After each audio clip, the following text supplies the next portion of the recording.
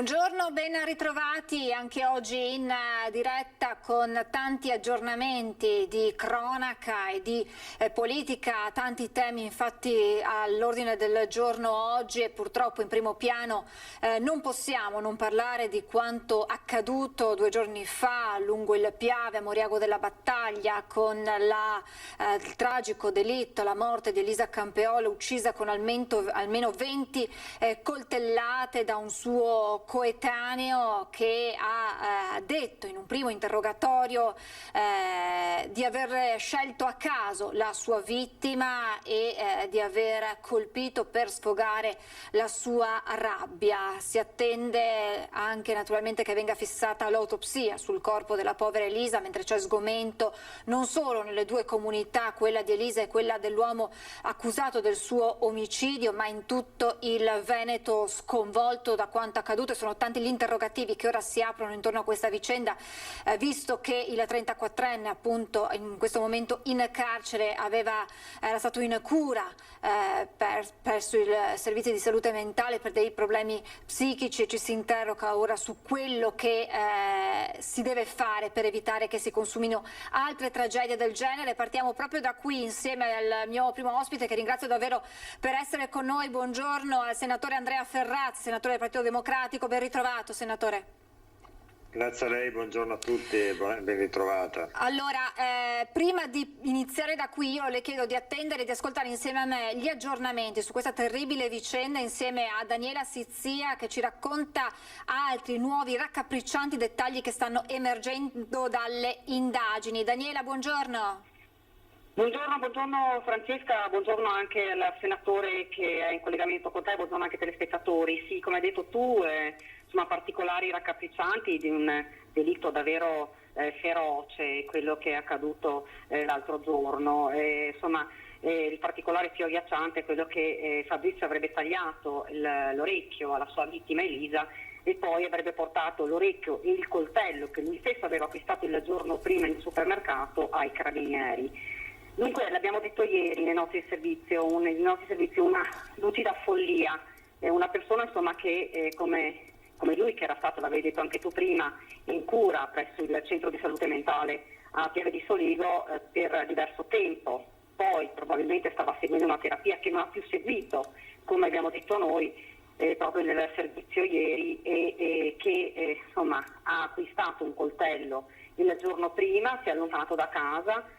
E poi ci sono molti aspetti ancora da chiarire, molte domande a cui ovviamente gli investigatori dovranno dare delle risposte. Dove è andato Fabrizio, che cosa ha fatto quella notte, aveva con sé il coltello, lui insomma ai carabinieri è stato chiaro, ha detto a me è montata la rabbia, io volevo uccidere qualcuno, qualsiasi persona avesse trovato di fronte l'avrebbe uccisa. Dunque, che cosa ha fatto? Ha dormito una delle domande che si fanno in molti è: dove ha dormito quella notte? Sicuramente in macchina, ma dove? Nel parcheggio del parco dell'Isola dei Morti? Potrebbe essere questa una delle ipotesi, ma se fosse davvero così, allora ha visto arrivare insomma la sua vittima Elisa, che ha parcheggiato proprio lì nel parcheggio prima di arrivare sul greto del Piave, e quindi l'ha vista e l'ha seguita. Tanti aspetti, noi abbiamo parlato anche con l'avvocato della famiglia di Elisa, e si dice insomma la famiglia è completamente distrutta dal dolore, non si capacita di questo delitto così atroce e feroce, anche perché insomma vedere la propria figlia che va via per prendere una giornata di relax, prendere il sole, poi non vederla più tornare, e poi soprattutto sapere questi particolari che sono agghiaccianti, fa davvero male. Insomma, questa famiglia non si è chiusa nel silenzio e lascia all'avvocato insomma qualche parola. Noi ha detto: noi vogliamo giustizia per Elisa, vogliamo capire esattamente perché Fabrizio fosse in circolazione, perché non fosse almeno seguito da qualcuno, perché ha fatto quello che ha fatto. Vogliamo giustizia per Elisa, ma vogliamo anche che questa famiglia possa avere pace. E queste sono le parole dell'avvocato Secoli, che sta seguendo la famiglia. Noi abbiamo contattato ieri invece la psichiatra che aveva seguito insieme al suo dipartimento Fabrizio, e ci diceva insomma noi siamo sorpresi, non avremmo mai pensato che lui potesse arrivare ad un atto del genere, eppure purtroppo è arrivato. E come dicevi tu, adesso si apre tutto un altro insomma un altro discorso, tutta un'altra discussione, che è quella di queste persone che continuano purtroppo a circolare, dove non c'è una struttura in questo momento che possa ospitarle e dare magari le cure adeguate, e lui sembra che per 3 mesi non abbia assunto nessun tipo di farmaco che invece gli era stato prescritto, per cui anche queste saranno cose che dovranno chiarire. Io, Francesca, qua con me, proprio velocissimo, in maniera velocissima, ho il comandante del reparto operativo del comando provinciale dei Carabinieri di Treviso, il colonnello Marco Turrini, e a lui chiederei proprio solo questo. Ci sono molti aspetti, colonnello, ancora da chiarire. Sì, stiamo svolgendo degli approfondimenti rispetto a questo evento, che si vanno ad aggiungere alle attività che fin da subito abbiamo svolto con il coordinamento della Procura della Repubblica di Treviso, e quindi questi approfondimenti continuano e sono legati appunto soprattutto a capire i movimenti, dell'autore del reato e evidenziarne il profilo. Ecco, fra qualche giorno, se non qualche ora, dovrebbe esserci anche l'esame autoptico sul corpo di Elisa. Sappiamo che sono circa una decina i fendenti che l'hanno raggiunta alla schiena, alle braccia, ha provato a difendersi all'addome, e 2 sono particolarmente gravi, e probabilmente sono stati 2 colpi mortali. Ovviamente aspetteremo anche il risultato dell'esame autoptico per capire poi, insomma, per capire che cosa realmente è successo e come mai, ripeto, la famiglia vuole sapere questo, come mai insomma questa persona circolava e non era insomma diciamo controllata in qualche maniera, come mai, ecco, tante domande, il perché, un omicidio è davvero senza un perché in questo momento. Grazie davvero Daniela per questo aggiornamento, grazie anche al colonnello Turrini, e naturalmente se ci saranno ulteriori dettagli chiedici la linea per aggiornare su questo drammatico fatto di sangue accaduto a Moriago della Battaglia. Grazie a Daniela Sizia, grazie al colonnello Turrini. Allora, senatore Ferrazzi, abbiamo detto ci sono tanti interrogativi ancora aperti, di per sé resta un fatto davvero sconvolgente per la dinamica, per l'efferatezza, ma anche per quelle parole pronunciate dall'uomo fermato che ha detto: ho scelto a caso la mia vittima per sfogare la mia rabbia, e da qui ci si interroga su come intervenire per evitare altre tragedie che portano alla mente, e ha fatto riferimento anche il nostro direttore ieri nel suo editoriale, quanto accaduto anche vicino a Roma con l'uccisione di 3 persone, tra cui 2 fratellini piccoli. Ma io credo che tutti noi proviamo sgomento e si fa anche fatica a trovare le parole, sinceramente, per raccontare quello che viviamo, perché poteva capitare a ognuno di noi. È capitato ad una povera ragazza che si è andata a prendere una giornata di sole per rilassarsi, per stare bene con se stessa, e sgomenta poi il fatto che sia una persona che di colpo compie un atto di una gravità di tale livello, quando nessuno era stato in grado di, almeno da quello che stiamo capendo, di anche solo immaginarlo, voglio dire. Certo, il padre, leggevo anche stamane, l'aveva salvato da un suicidio, quindi certamente era una persona che stava veramente male, però gli stessi medici curanti, gli psichiatrici, da quello che leggo, dicevano che non avevano gli elementi per poter immaginare violenza nei confronti di altri. È veramente una cosa sconcertante, è una cosa che è agghiacciante, che ci lascia senza parole, che apre anche a quel baratro che c'è, no? Nei confronti della mente dell'uomo, di quello che può accadere. È una domanda che per trovare un filo di risposta ha bisogno di una risposta comunitaria, di una risposta non solamente emotiva, ma di una risposta ragionata, che inizia a mettere in fila quello che può fare una comunità dal punto di vista degli interventi per prevenire queste sofferenze, per sostenere le famiglie che si trovano in questa situazione tremenda, per evitare, come la peste, che possono succedere queste aggressioni assolutamente folli e inaccettabili. È davvero una comunità che viene colpita da tutto questo, non è solamente questa povera ragazza che rappresenta tutti noi. ma questo atto di violenza inaudita deve trovare una risposta collettiva. Non è facile, ma questa è la nostra responsabilità. Ecco, bisogna ripensare il sistema, un sistema ben articolato che segua queste persone, le assista, stia vicino a loro, stia vicino anche ai familiari, quindi ripensare anche a delle strutture. Oggi, tra l'altro, il ministro Speranza ha partecipato alla seconda conferenza nazionale sulla salute mentale dicendo è per noi una priorità quella appunto della salute mentale e questo il momento giusto per una iniziativa larga e partecipata che rimetta questo tema al centro delle nostre politiche a partire dal mandato dell'articolo 32 della Carta Costituzionale. Voglio assicurare, ha continuato il ministro Speranza, il mio impegno personale e quello del Ministero per individuare ipotesi volte a sostenere concretamente i servizi di salute mentale. Un impegno molto importante alla luce di questi gravi fatti. Ma vede, io credo che la questione della salute mentale, della sofferenza psichica, del senso di abbandono, di sofferenza che c'è a livello personale è molto diffusa, è davvero allarmante a livello nazionale. Certamente su questo il lockdown ha dato un colpo mortale, ma a livello di solitudine, di abbandono, ci sono un sacco di persone che soffrono e nessuno sa che stanno soffrendo, ci sono un sacco di famiglie che hanno figli e figlie che sono in gravi difficoltà e non sanno a chi chiedere aiuto. Perché vede, alcuni dicono apriamo i manicomi, ma qua non c'entra nulla con i manicomi. D'altro canto immagino da quello che sta emergendo questo ragazzo, l'omicida non è uno che sarebbe stato in manicomio, era in cura, ha perso la struttura di psichiatria del luogo dove viveva e la stessa struttura poi l'aveva seguito, poi mi pare di capire che aveva smesso di prendere le pastiglie eccetera. Cioè, bisogna che noi poniamo a tema questa questione qui, la sofferenza, il tema dell'abbandono, il tema della sofferenza e dell'abbandono anche delle famiglie che non sanno che pesci pigliare.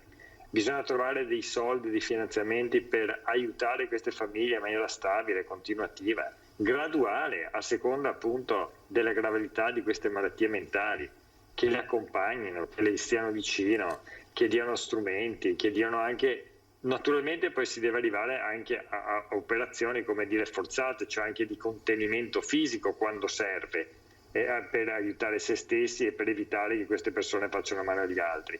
Però io sono d'accordo, cioè il tema della sofferenza mentale e dell'investimento per la grande sofferenza mentale è un tema fondamentale.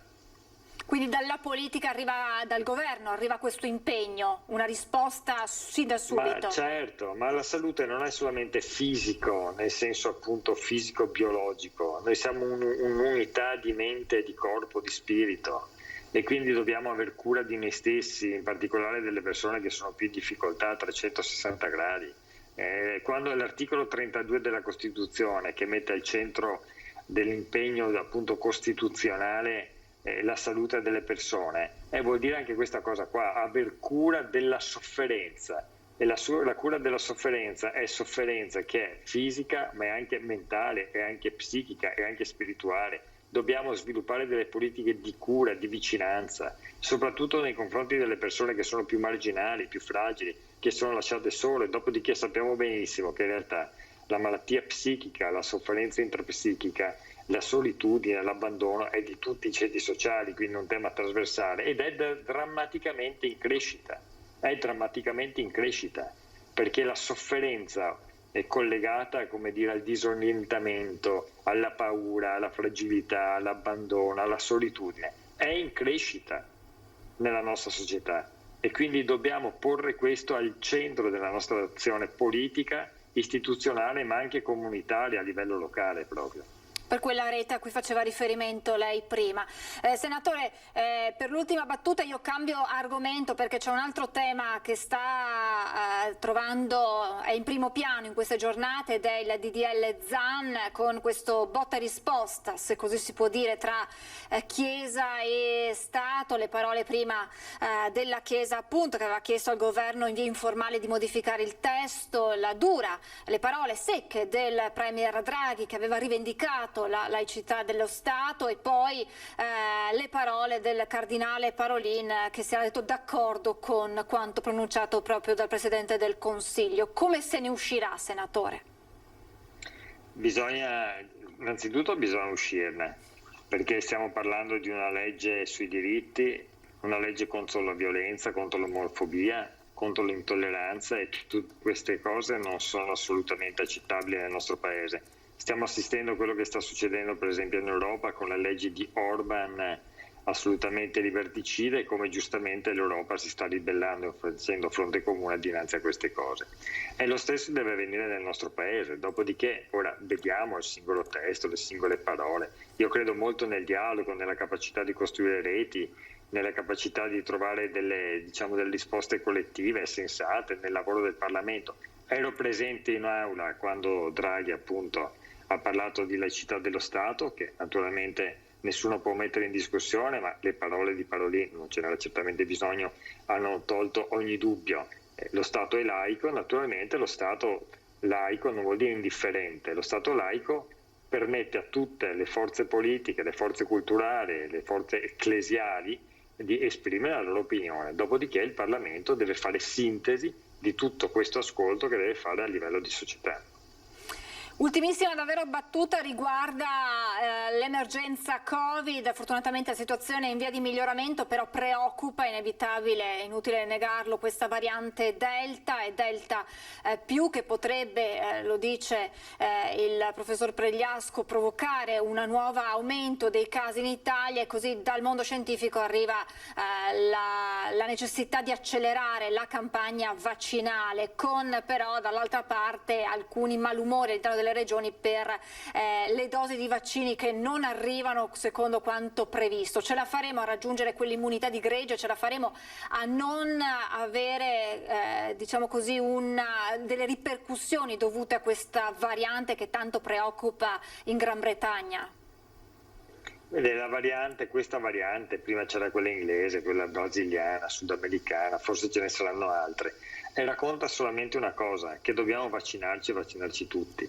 Quindi tutti vuol dire anche coloro che probabilmente poi non avrebbero delle ricadute fisiche importanti, soprattutto i giovani, e però sono portatori, possono essere portatori di virus, e quindi contagiare poi le persone che sono fragili e possono anche morire per questo virus, come sta avvenendo anche in queste ore.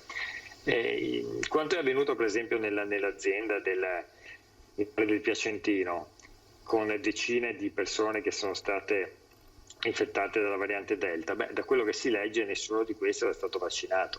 Allora vede, è per questo che è assolutamente importante che tutti noi ci facciamo vaccinare. Io il lunedì ho fatto la seconda dose del vaccino e l'ho fatta appena possibile, appena mi è stata data la possibilità nella fascia 51 anni, nella fase dei 50 anni di vaccinarmi, ero subito andato. Dopo 42 giorni sono stato richiamato per fare il vaccino. Dobbiamo farlo tutti, perché se no non ne usciamo. Dobbiamo farlo per rispetto dei morti, per rispetto dei medici, per rispetto di chi ha perso il lavoro, per rispetto di quanti sono entrati in sofferenza. Cioè non può essere che non ci facciamo vaccinare, per responsabilità nei confronti nostre e nei confronti anche delle persone che stanno attorno a noi. Ma lei si immagina le fatiche che abbiamo fatto in questo anno e mezzo, i drammi, le solitudini, le aziende che sono fallite a causa di questo virus.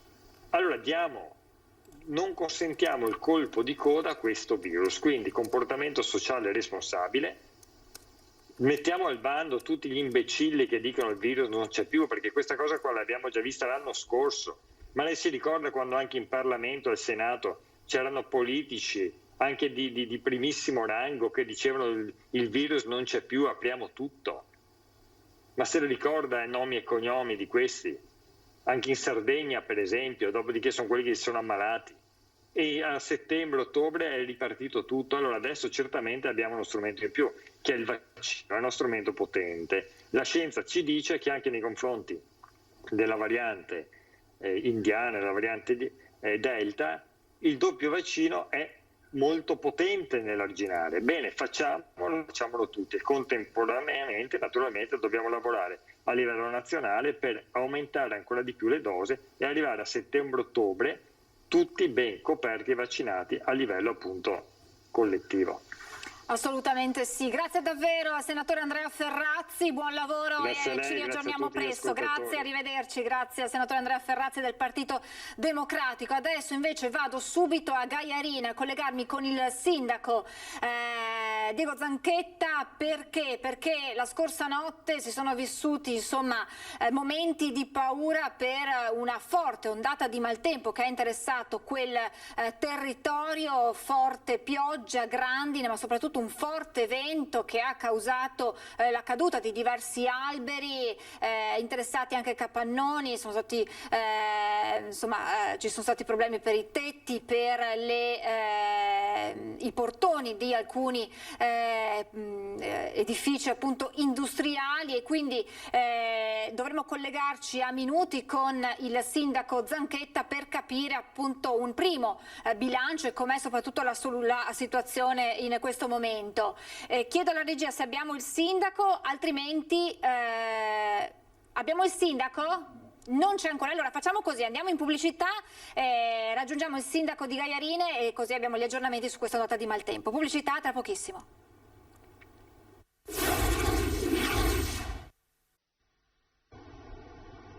Rieccoci in diretta, come annunciato parliamo dell'ondata di maltempo che ha colpito la tarda serata di ieri la zona di Gaiarine, vento, pioggia, alberi sradicati, interessati anche dei capannoni. Sindaco Diego Zanchetta, buongiorno, che cosa è accaduto? Buongiorno a lei, niente, alle 10 d'improvviso si è alzato prima un po' di pioggia con un po' di tempesta. Poi si è alzato un fortissimo vento e ha creato disagi, per fortuna solo quelli, al di là di qualche danno che ovviamente dispiace, ma per fortuna niente ha intaccato le persone. Abbiamo saputo di... Prego, sì, alberi, capannoni interessati, che cosa avete potuto vedere ieri sera e oggi con la luce del giorno? Sì, ieri sera il problema principale è stata l'interruzione della viabilità nella provinciale che collega appunto l'abitato di Gaiarine con Fontanelle, in quel di Vallonto, dove un grosso albero è caduto proprio in mezzo alla strada. Poi ci sono state altre situazioni su strade con viabilità secondaria e prontamente siamo intervenuti e qua devo veramente un grazie ai vigili del fuoco, ai carabinieri, alla protezione civile e al gruppo di volontari del comitato festeggiamenti del Tremolini di Campomolino che con un tantam, un passaparola sono usciti con mezzi per dare il loro appoggio alla protezione civile. Più o meno quali sono i danni che più preoccupano? Abbiamo capito le piante sono state, immagino, ormai rimosse, sappiamo che i vigili del fuoco hanno lavorato per diverse ore insieme naturalmente alla protezione civile, poi dalle immagini che stiamo vedendo vediamo coperture di capannoni, vediamo molte piante, questi sono anche delle colture rovinate. Abbiamo visto anche, se non sbaglio, il giardino di un asilo, di una scuola materna, ci sembrava di capire? Sì, la scuola materna del capoluogo di Gaiarine, dove un albero si è abbattuto, avevamo una casettina da vicino che contiene i giochi dei bambini, è stata miracolosamente sfiorata, quindi ci è andata bene anche là.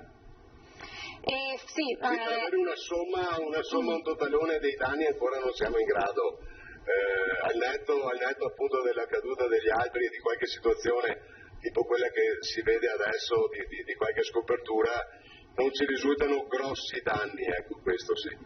Ecco, il fatto che sia accaduto in orario così tardo ha evitato appunto fortunatamente il coinvolgimento di persone, perché pensiamo se magari fosse visto anche ormai questi fenomeni si verificano all'improvviso e se ci fosse stato qualcuno per strada poteva esserci un bilancio magari più pesante, Sindaco.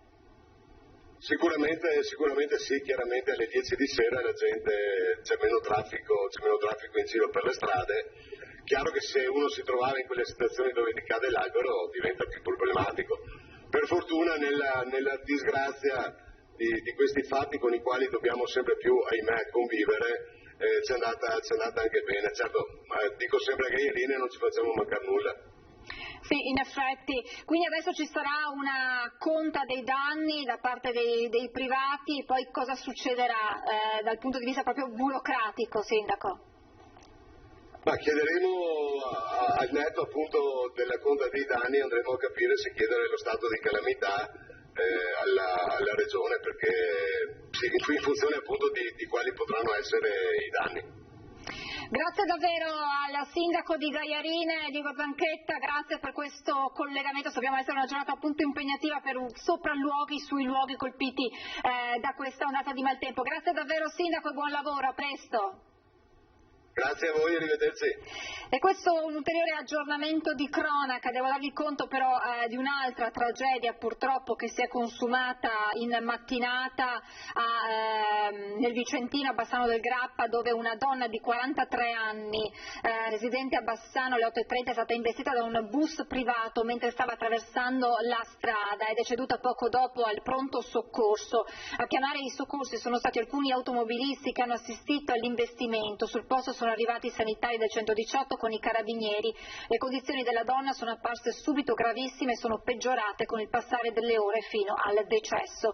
La dinamica di quanto accaduto ancora non è chiara e è al vaglio dei militari della compagnia di Bassano. Sotto shock anche l'autista del bus che è stato trasportato al San Bassiano per un malore. Pesanti le ripercussioni sul traffico della zona. E leggiamo invece dal sito del Gazzettino.it un'altra tragedia, donna travolta e uccisa sulle strisce alla guida dell'auto, un 82enne muore a 43 anni, un 82enne, questa è la tragedia a Mirano. Questi fatti di cronaca di queste ultime ore purtroppo di cui vi abbiamo dato conto. E adesso invece parliamo della prossima stagione estiva iniziata, che molto probabilmente anche quest'anno, come già accaduto l'anno scorso, vedrà molti vacanzieri scegliere la montagna per trascorrere qualche giorno, proprio per gli spazi aperti, per l'aria e per evitare quelle situazioni di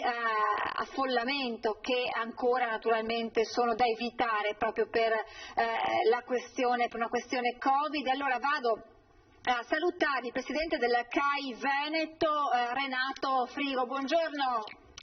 Buongiorno, saluto lei e i suoi ascoltatori. Allora, noi ci eravamo già sentiti l'anno scorso, più o meno intorno a questo periodo, in una situazione ben diversa. Io ricordo che lei ci aveva lanciato un appello a chi sarebbe andato in montagna sul calcolare bene i rischi, perché ogni vostro intervento sarebbe stato un intervento fatto con un possibile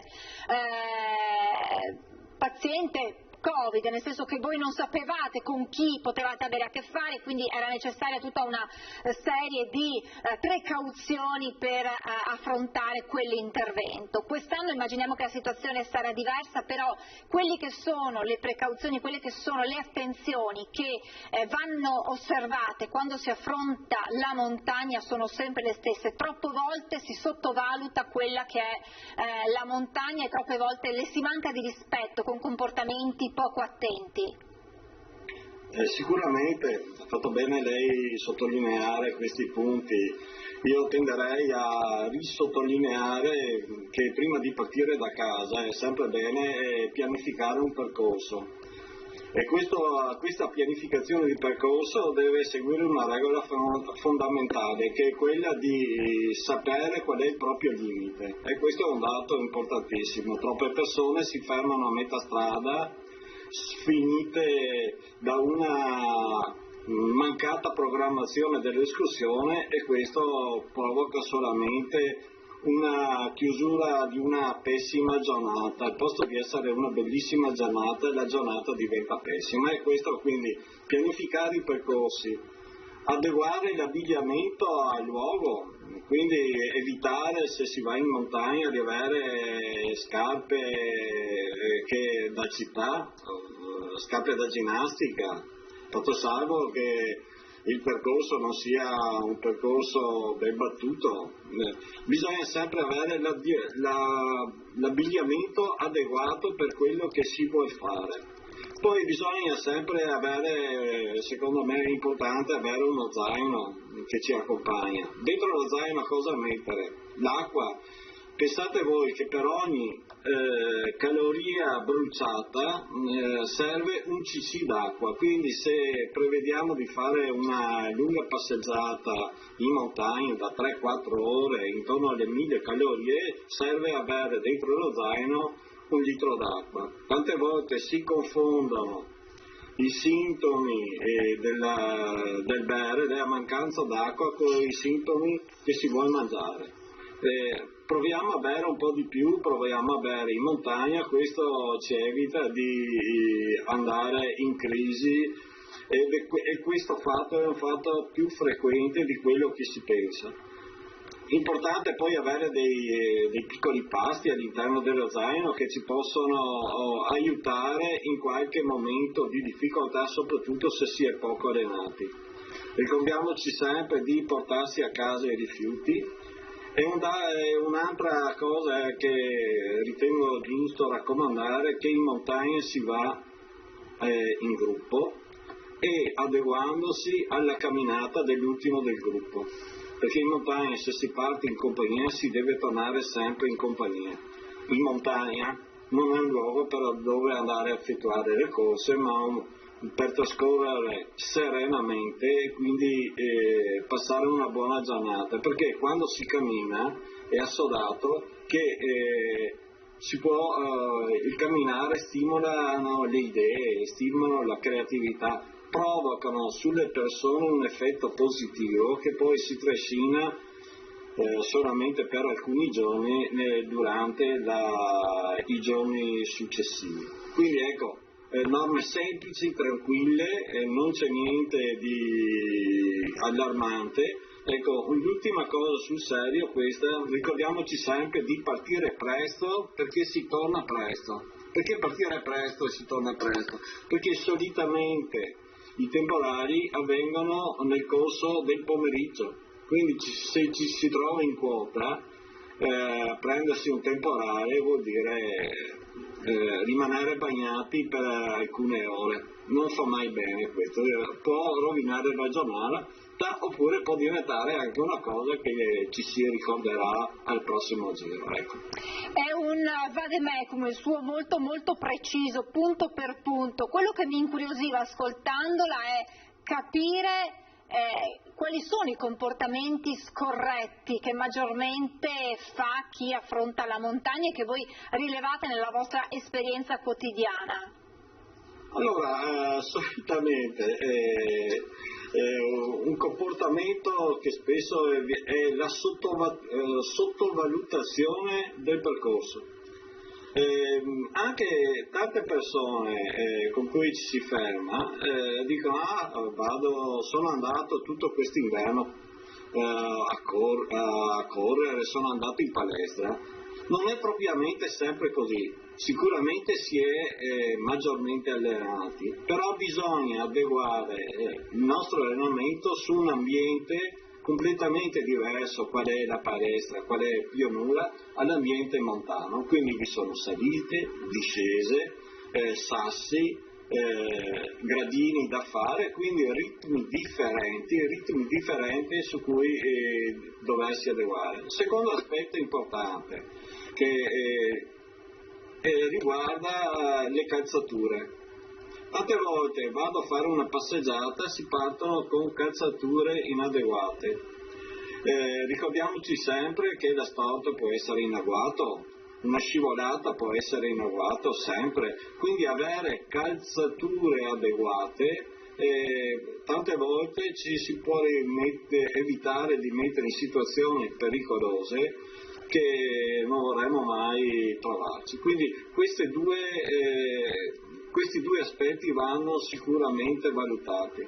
Mi permetterei di aggiungere una cosa: i rifugi, quando si entra all'interno del rifugio, avere rispetto, non chiedere al rifugista, tante volte avvengono delle richieste assurde, tipo quella di volere un gelato a 2500 metri di quota. Questo non è assolutamente possibile averlo.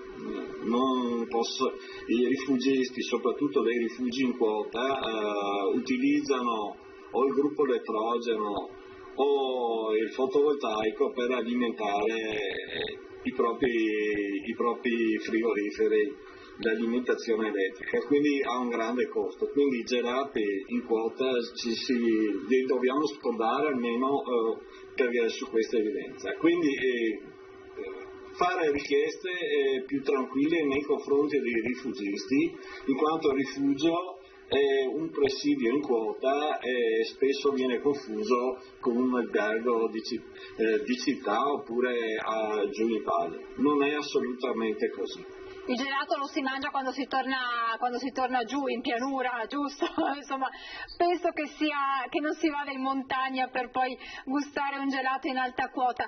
Presidente, l'anno scorso per i rifugi c'erano una serie di accortezze da rispettare proprio per l'emergenza ancora forte che si stava vivendo. Quest'anno, visto che la situazione fortunatamente è migliore, come funzionerà l'accesso al rifugio? L'accesso ai rifugi per il momento, io spero sia per il momento, sono sulla stessa linea dello scorso anno. Noi siamo molto preoccupati perché l'anno scorso, a fronte di una grossissima presenza di persone durante la giornata, i pernottamenti presso i rifugi sono calati del 60%. D'altronde la normativa prevedeva una riduzione dal 60 al 70% dei posti letto presenti all'interno del rifugio. A oggi la normativa viene ribadita da parte dell'Assemblea delle Regioni. Qualcosa si sta muovendo, abbiamo grande fiducia nel Green Pass, che speriamo porti un effetto positivo anche sui rifugi. Leggevo proprio questa mattina che in Alto Adige tutte le persone con Green Pass che accedono ai rifugi non hanno più i limiti della distanza all'interno delle camere di 2 metri tra letto e letto, quindi là sta cambiando qualcosa. Speriamo che per caduta oppure perché le condizioni presenti all'interno della regione Veneto permettono, si possa arrivare nel giro di una decina di giorni anche all'interno del Veneto. Questo sarebbe una grandissima conquista, da una parte sotto il profilo perché vuol dire che la situazione sanitaria sta migliorando, dall'altra parte perché darebbe respiro ai rifugisti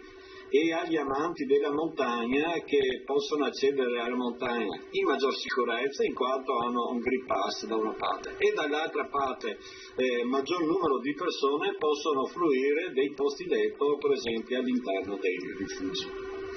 E allora aspettiamo anche queste novità importanti per vivere al meglio la montagna in quest'estate 2021. Grazie davvero Renato Frigo, Presidente CAI Veneto, e buon lavoro per questi mesi intensi, ma sicuramente speriamo di un ritorno alla normalità anche per chi ama e vuole vivere al meglio in sicurezza la meravigliosa nostra montagna. Grazie davvero Presidente. Grazie a lei e a tutti i telespettatori. Grazie al Presidente CAI Veneto Renato Frigo. Questi consigli precisi, un elenco di accortezze, di accorgimenti da osservare per andare in montagna in piena sicurezza e anche per rispettare la montagna, perché è assolutamente doveroso per viverla al meglio. Questo un aspetto ulteriore per questa estate 2021, tanti i temi che ci sono in questo momento. Uno è dei tanti, anche alla luce dalla settimana prossima del ritorno alla normalità senza più indossare le mascherine all'aperto, riguarda la Movida, e allora vediamo che cosa è stato deciso a Vicenza con proprio l'intervento del prefetto dopo quanto accaduto negli ultimi 2 fine settimana in zona bianca. Movida, il dado è tratto 2 fine settimana per Prefettura e Comune di Vicenza per testare l'accesso a numero chiuso ai varchi in contrappescherie vecchie, nel tentativo di porre un freno ad un fenomeno fatto di bevute senza limite e scazzottate tra giovani e giovanissimi, con tutto quello che ne consegue. Una volta trascorso questo tempo cercheremo di capire quali sono stati i risultati e quindi valutare se possa essere riproposto.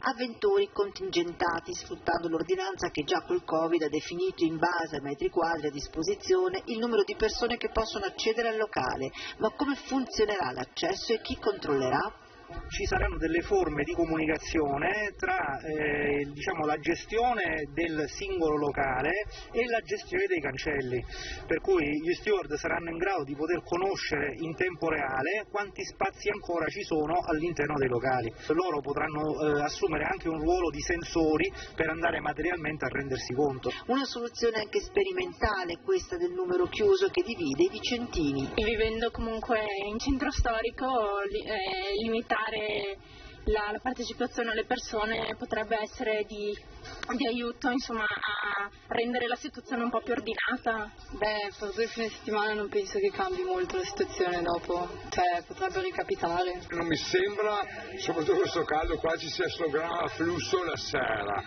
Penso che il problema sia dopo, verso mezzanotte, però adesso io vedo che chiudo alle 10, iniziano forse a uscire alle 10, non vedo adesso, magari a settembre, ottobre. Movida che potrebbe prendere altre strade, complice il caldo e riapertura delle discoteche, ma intanto serviva una risposta all'appello dei residenti. Io, lo sapete, sin dall'inizio non sono mai stato per la militarizzazione della città, insomma, giusto che la città viva in modo ordinario, ordinato ma anche ordinario.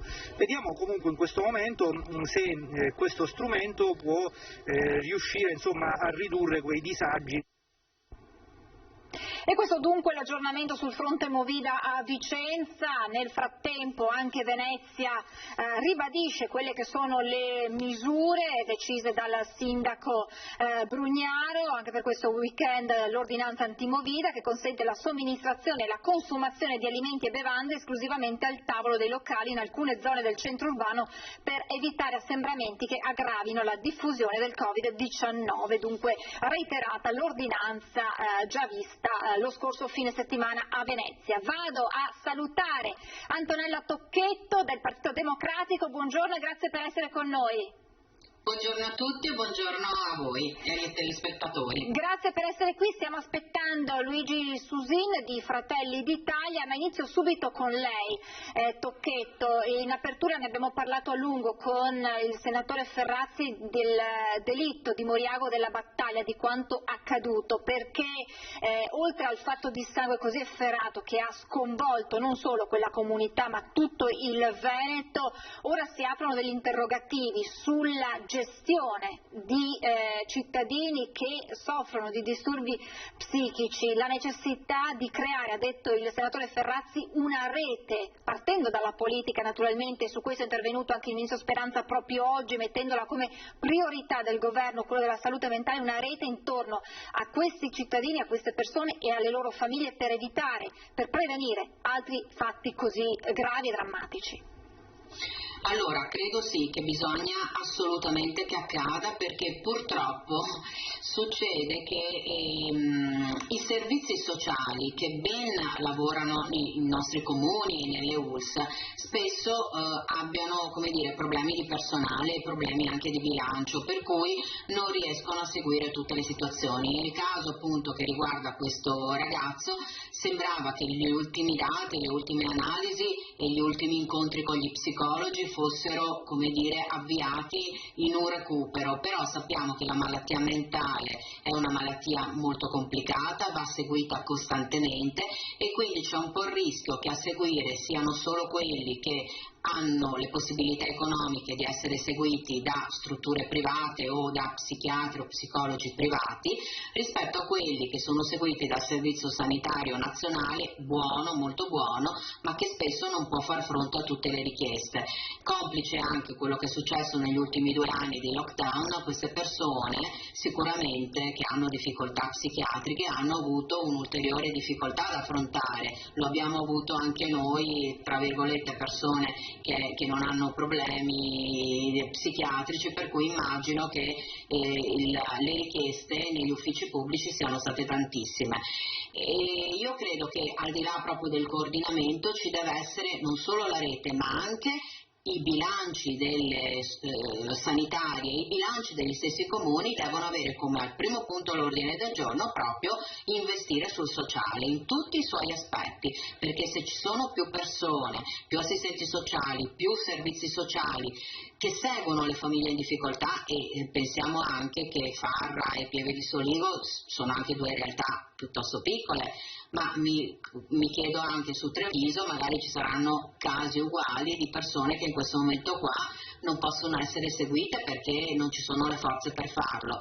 Se anche nei piccoli centri appunto c'è questa difficoltà a seguire i casi delle persone che hanno bisogno di un costante aiuto psicologico, psichiatrico, e fatti come questi ne potrebbero purtroppo anche accadere nuovamente, quindi noi ci dobbiamo molto preoccupare. Quindi va bene la rete, ma va bene anche l'investimento economico che i comuni e i servizi sociosanitari devono fare proprio in questo settore, ancor più nei prossimi anni dove avremo le ripercussioni, diciamo così, Covid 2019, di ragazzi o persone che hanno sofferto della chiusura e che possono aver accentuato i propri problemi psichiatrici. Saluto Luigi Susini, Fratelli d'Italia, che ci ha raggiunto in studio, ben ritrovato. Anche a lei la domanda che ho appena fatto ad Antonella Tocchetto. Buongiorno, grazie dell'invito. Buongiorno, grazie per essere con noi. Relativa a quanto accaduto a Moriago della Battaglia, leggo anche a lei, Tocchetto, le parole del presidente della provincia di Treviso, nonché sindaco di Castelfranco Stefano Marcon, che naturalmente esprimendo cordoglio per i familiari di Elisa Campeol, dice: con tutte le cautele del caso legate all'evolversi delle indagini, mi sento di condividere la posizione del prefetto Laganà, che avevamo anche noi ai nostri microfoni, sulla necessità di intensificare i controlli sull'efficacia dei protocolli adottati per la cura e l'assistenza dei malati psichici, perché se è vero che l'ULSS fa un ottimo lavoro nel territorio e noi sindaci abbiamo un filo diretto con i servizi sociali e assistenziali, la preoccupazione che episodi violenti improvvisi ed inspiegabili come questi possano accadere è sempre altissima, e sono le parole che ha appena detto anche Antonella Tocchetto. Susina. Assolutamente, io intanto a nome mio e di tutta Fratelli d'Italia siamo estremamente vicini alla famiglia, insomma, per questa disgrazia che purtroppo non dovrebbe neanche essere presa in considerazione. Non si può che dar atto a Stefano Marcon che effettivamente va un po' presa in mano la situazione e che ci dovrebbe essere una cabina di regia dove appunto tutti quanti i componenti possano essere attori.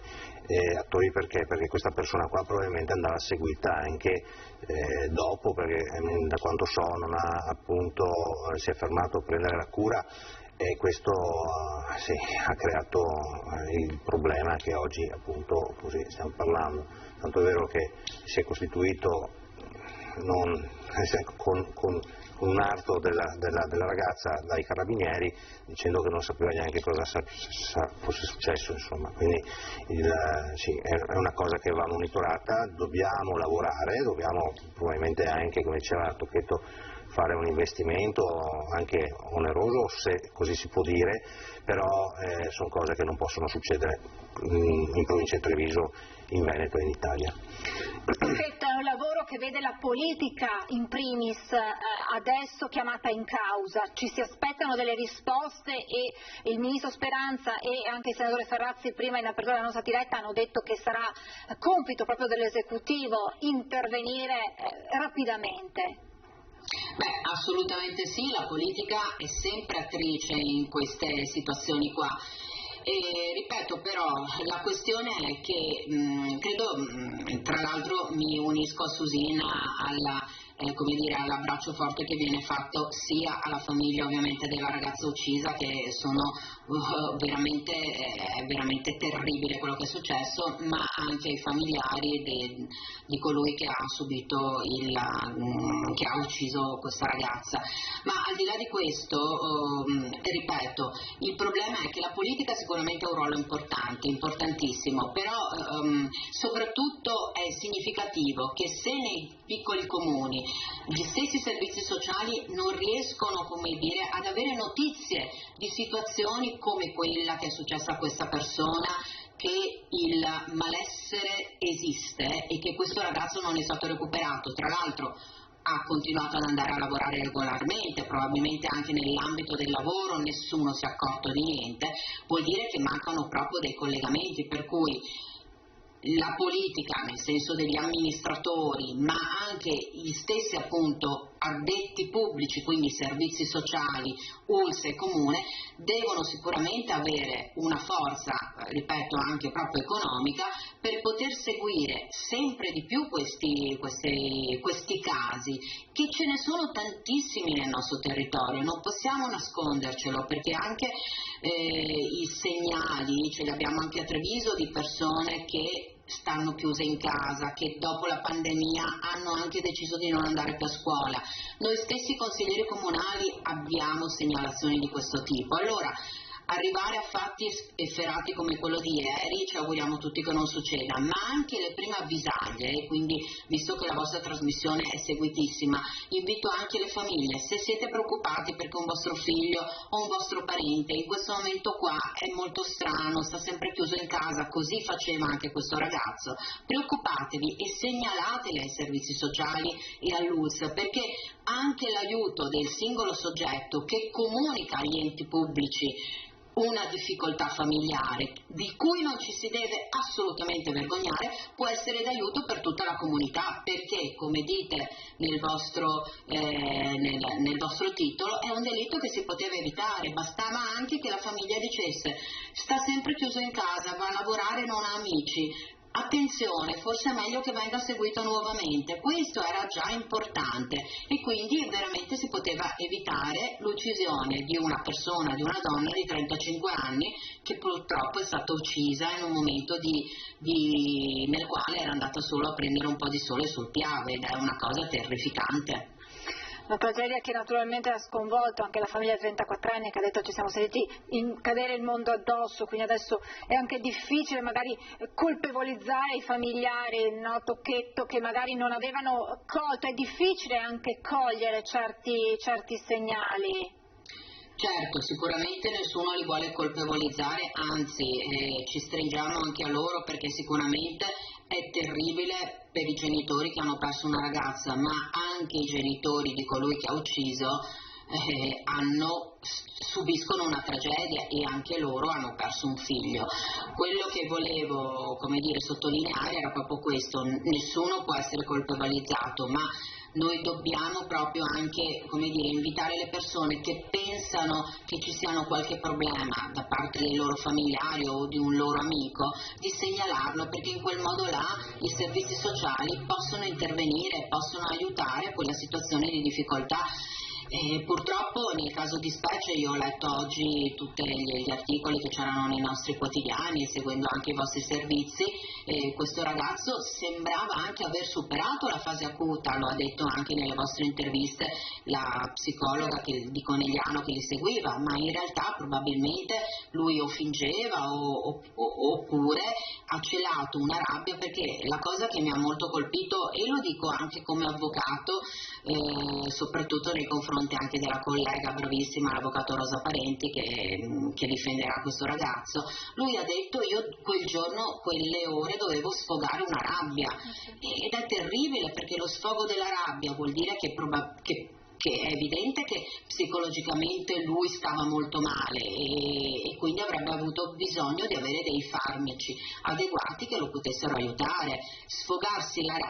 Giustificare un atto così efferato con dovevo sfogarmi è incomprensibile per tutti noi, quindi ripeto, massima solidarietà ad entrambe le famiglie che hanno, voltano una pagina e diventa per loro ormai un incubo il giorno del 23 dove è successo questo fatto, ma anche dire a tutti quelli che ci ascoltano, se avete qualche dubbio su qualche vostro parente, segnalatelo al più presto per evitare che succeda qualcosa.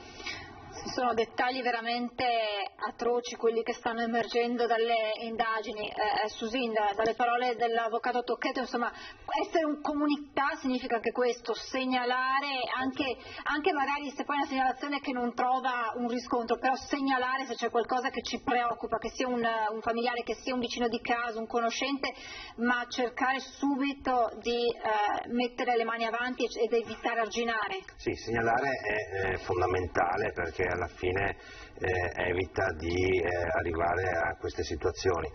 Ma come dicevo prima, anche il monitorare da parte dei tecnici appunto di settore queste persone è estremamente essenziale, perché alla fine sì, anche il fatto di non prendere i farmaci, secondo me su una situazione del genere una persona così deve essere monitorata, non può essere che venga lasciata a se stesso la libertà di prendere o non prendere i farmaci, quindi ci dovrebbe essere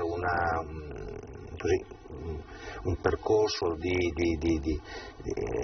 accompagnamento con queste persone che li possano appunto aiutare a superare questo momento, perché appunto il ragazzo si è costituito dicendo avevo questa rabbia che dovevo assolutamente, quindi stava veramente male, come diceva la Tocchetto, cioè una persona, dopo la famiglia, quello vuoi, si fa fatica, queste sono persone che si fa veramente fatica a capire, perché ci si vive insieme e magari in famiglia si comporta in maniera adeguata e si fa fatica a capire, però quelle persone che possono essere più a contatto, diciamo, per capire se ci sono problemi o meno, sicuramente sono i tecnici, i medici che lo seguono, perché comunque i farmaci, se uno non li prende, c'è una scadenza, insomma, se gli viene prescritto una scatola di farmaci che deve essere consumata nel giro di un mese e nel mese successivo non si presenta per fare una ricetta per andare a ritirare altri farmaci, insomma, quello è già una visaglia che si potrebbe avere. Quindi io dico bisogna creare una task force che possa essere più vicino a queste persone, perché ne hanno estremamente bisogno. E da lì quella rete di servizi di cui ha parlato proprio anche oggi il Ministro Speranza, parlando proprio dell'impegno del governo sul fronte salute mentale, quindi aspetteremo anche delle risposte proprio dal governo centrale. Lasciamo questo atroce tema, passiamo ad un altro argomento di tutt'altro carattere, ma che sta prendendo spazio in primo piano in una discussione politica, ma non solo, ed è quello del DDL Zan. Abbiamo seguito un po' quello che è accaduto, dalla richiesta in via ufficiosa della Chiesa al governo di rivedere il testo, alla risposta ferma, decisa del Premier Draghi, che ha rivendicato la laicità dello Stato, arrivando poi alle ultime parole in ordine di tempo del Cardinale Parolin, che ha condiviso le parole del Premier Draghi proprio sullo Stato laico.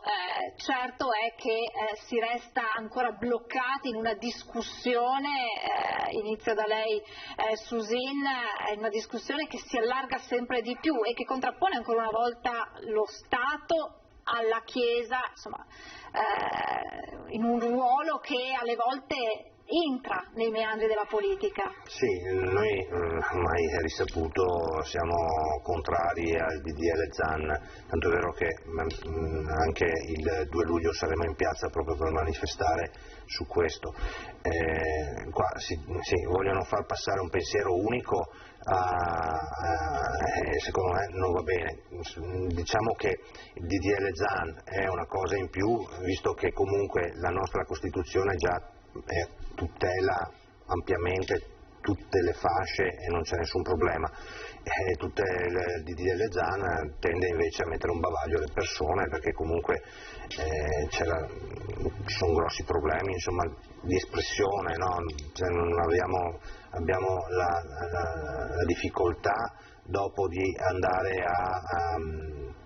ad esprimersi in un modo piuttosto che un altro. Faccio l'esempio di un prete che si ritrova davanti a una coppia gay che magari vuole sposarsi e gli dice di no, e automaticamente potrebbe essere denunciato. Questo secondo me mi sembra un po' un paradosso, insomma, no? Non è una cosa che sia, cioè, io credo che la nostra Costituzione sia molto ampia su questi ambiti, possiamo sicuramente seguire quel tipo di strada là senza andare a implementare decreti su decreti, insomma. Tocchetto, la Costituzione basta? Beh, allora, qui devo fare l'avvocato, mi dispiace. Allora, la Costituzione sono dei principi generali, ovviamente, quindi i 12 primi principi generali, si riferisce all'articolo 3, penso Susin, tutti li tuteliamo. Il DDL Zan è un'altra cosa, il DDL Zan chiede che venga aggiunto all'articolo 604 del codice penale che punisce chi diciamo così, istiga con parole o fatti contro il razzismo, contro le questioni etiche o religiose, vuole aggiungere anche una discriminazione dal punto di vista, come dire, delle diversità sessuali, ma anche di altri tipi di diversità. Quindi è solo un'aggiunta del codice penale, il 604 bis, che tende ad allargare la punibilità sulle istigazioni, che non saranno più solo etniche e via dicendo, razziali, ma anche, come dire, di genere e identità sessuale. Non mi sembra che si tocchi la Costituzione, è solo un'aggiunta del codice penale.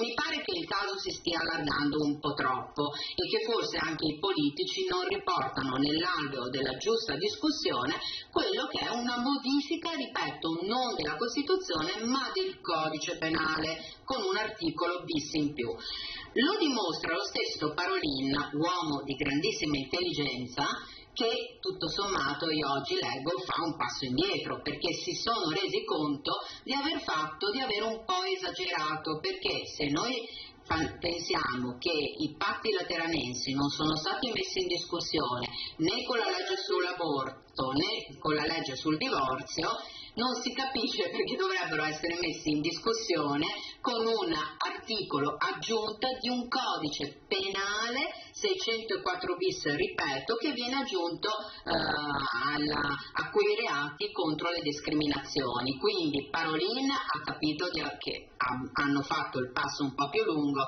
della gamba e quindi fa leggermente un passo indietro.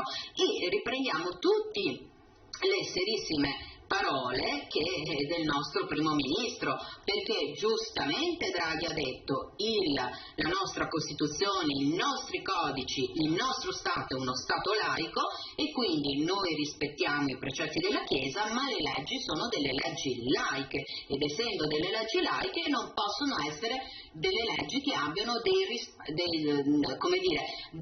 ingerenze di tipo religioso, perché sennò noi ci troveremo come alcuni stati islamici dove la religione è più forte della legge che regolamenta lo Stato. Mi sembra che anche alla luce appunto delle parole oggi del cardinale Parolin, probabilmente questa cosa verrà anche, come dire, un po' perderà questo afflato che sta prendendo in questi giorni e che ha più spazio di quanto ci dovrebbero essere. Il nostro partito, visto che anche lo stesso Letta l'ha detto, chiede solo di andarlo a votare al più presto e io mi auguro che questa legge venga messa in votazione al più presto e si finisca di fare delle chiacchiere a volte, come dire, fuori luogo, perché ripeto, non è che si deve cambiare la Costituzione, è solo un ampliamento e un aggravamento dei reati di discriminazione, tutto là, insomma, basta leggere le leggi. Mi pare, come dire, eccessivo discutere su fatti che non si conoscono oppure dire che viene, come dire, violata la Costituzione. Non è proprio così. No, non ho detto questo, Tocchetto, lei è troppo intelligente per capire quello che si dice, no, non posso, quello che dicevo io è che la Costituzione così va a tutelare ampiamente tutti e tutto, quindi non vedo il perché ci sia la necessità di andare a votare un DDL Zan. Questo serve soltanto per far passare un pensiero unico, per mettere un bavaglio alle persone, perché le persone non possono parlare e perché probabilmente sì, appunto, c'è un pensiero unico da far passare, non c'è altra possibilità di pensiero sotto un certo punto di vista, non vedo il perché c'è la necessità di fare appunto il DDL Zan. Noi, ripeto, su questo siamo contrari, ma siamo contrari perché ce lo chiedono le persone, non è che stando in mezzo alle persone parlando di DDL Zan la paura è proprio quella di non poter più parlare liberamente di niente e di nessuno. Quindi il DDL Zan, se così come è oggi, non può essere che preso non in buon occhio da parte, ma non solo nostra di Fratelli d'Italia, ma anche delle persone che ci avvicinano e che ci dicono che sono molto preoccupati, insomma. Questi dunque abbiamo capito essere due punti di vista brevemente replicare. Volevo dire che non so chi frequenta Susin, che tra l'altro mi è anche molto simpatico, perché io tutta questa preoccupazione della gente sul DDL Zan sinceramente non la leggo e non la sento, anzi le preoccupazioni sono altre, questioni di lavoro e soprattutto di tipo sanitario, anzi diciamo che le ultime persone che mi hanno firmato qualche ora fa sono preoccupate per quella febbre da topo che starebbe, come dire, aggirandosi in alcuni nostri paesi, e speriamo che non sia un problema veramente sanitario. Per chiudere sul DDL Zan, io dico, la Costituzione dà dei principi, il codice penale è infatti un decreto legge, il codice penale regolamenta, è una regolamentazione sulla discriminazione, sono due cose dal punto di vista giuridico totalmente diverse. Se io faccio delle discriminazioni, quindi non è che chiudo la bocca a tutti, allargo la possibilità della punibilità solamente se non solo sul sesso, sul genere, sull'orientamento, ma anche sull'orientamento sessuale ed è peraltro aggiunto anche sulla disabilità, per cui sono punizioni su denunce. È una cosa completamente diversa, la Costituzione rimane un principio sacrosanto per tutte le altre questioni, quindi vorrei che fosse molto più semplice, Uno sono principi, l'altro sono, come dire, discriminazioni e punibilità, ma nessuno chiude la bocca a nessuno. Sì, no, ma comunque diventa ovviamente molto più semplice trovare controversie nel momento in cui venisse approvato il DDL Zan, perché una persona che si sente discriminata va dai carabinieri e ovviamente formula una denuncia, non mi sembra questo proprio il sistema di andare a far ragionare le persone e mantenere un profilo basso, insomma. Chiudo solo su Susin dicendo magari fosse così facile denunciare, a volte è difficile denunciare anche le violenze, come dire, anche verbali fatte sulle donne. Le dico subito che denunciare su atti, atteggiamenti o parole non è una cosa così semplice. I carabinieri sono molto attenti a raccogliere alcune denunce, altre no, e le stesse procure della Repubblica molto spesso archiviano denunce basate solo su fatti marginali, quindi non è così semplice, caro Susin, magari avremo tante donne salvate dalle forze dei propri compagni. Sono pienamente d'accordo, Tocchetto, io sono uno di quelli che le donne le difende a spadatracca e non possiamo fare diversamente, sono le colonne portanti delle famiglie, quindi. Ma al di là di questo i carabinieri, se una persona si presenta dai carabinieri devono raccogliere la denuncia, dopo che corso faccia è un altro discorso, però intanto la raccolgono e quindi bisogna stare un po' attenti, secondo me. Ribadisco i due punti di vista assolutamente all'opposto, ma ci sta in un dibattito che abbiamo detto essere un tema che sta facendo discutere non solo a livello politico ma anche insomma tra i cittadini, ed è giusto così, in un paese democratico ci mancherebbe. Notizia di queste ultime ore invece a proposito di lavoro a cui faceva riferimento l'avvocato Tocchetto, riguarda un prossimo, sembra ormai vedere la luce a breve, decreto legge del governo che va su due fronti. Uno è quello del blocco dell'invio delle cartelle fiscali e l'altro è il tema caldo, quello dello sblocco dei licenziamenti, che ricordiamo doveva scadere il 30 giugno. Da quello che leggiamo dai siti sembra che il governo vada verso il divieto dei licenziamenti però selettivo, cioè per settori, ovvero settori in crisi come tessile, abbigliamento, pelletteria. Dovrebbe esserci quindi uno slittamento dello sblocco dei licenziamenti accompagnato naturalmente da altre settimane della cosiddetta CIG Covid gratis coperta dallo Stato. Tocchetto, inizio da lei, 2 provvedimenti necessari ma che in qualche modo prorogano quello che poi sarà un intervento che andrà fatto soprattutto sul tema lavoro e disoccupazione e posti di lavoro. Allora, sono 2 provvedimenti sicuramente necessari. Parliamo subito della questione del lavoro. Già prima del Covid, quindi 2019, nell'ambito del lavoro la situazione era molto complessa perché i contratti di lavoro erano a volte poco rispettosi della legge, diciamo così. Certamente il Covid ha, cristallizzato tutto. Ora, la ripresa anche per gli imprenditori non è facilissima, ma non è facile assolutamente per i lavoratori. È necessario che quest'ultimi quindi vengano tutelati, perché hanno a volte dei contratti veramente capestro. Se poi sono anche si trovano facilmente a poter essere licenziati, questo rende tutto molto più difficile in un periodo di tempo dove trovare un lavoro nell'ambito del privato non è certo facile. Quindi io sono d'accordissimo sul fatto che vengano prorogati e ci sia questo slittamento. Dico anche che dovremmo cogliere l'occasione, e mi auguro che dal punto di vista del nostro governo lo facciano, anche per rivedere in rialzo anche la tutela dei lavoratori, perché a volte ci sono delle buste paga veramente che fanno inorridire.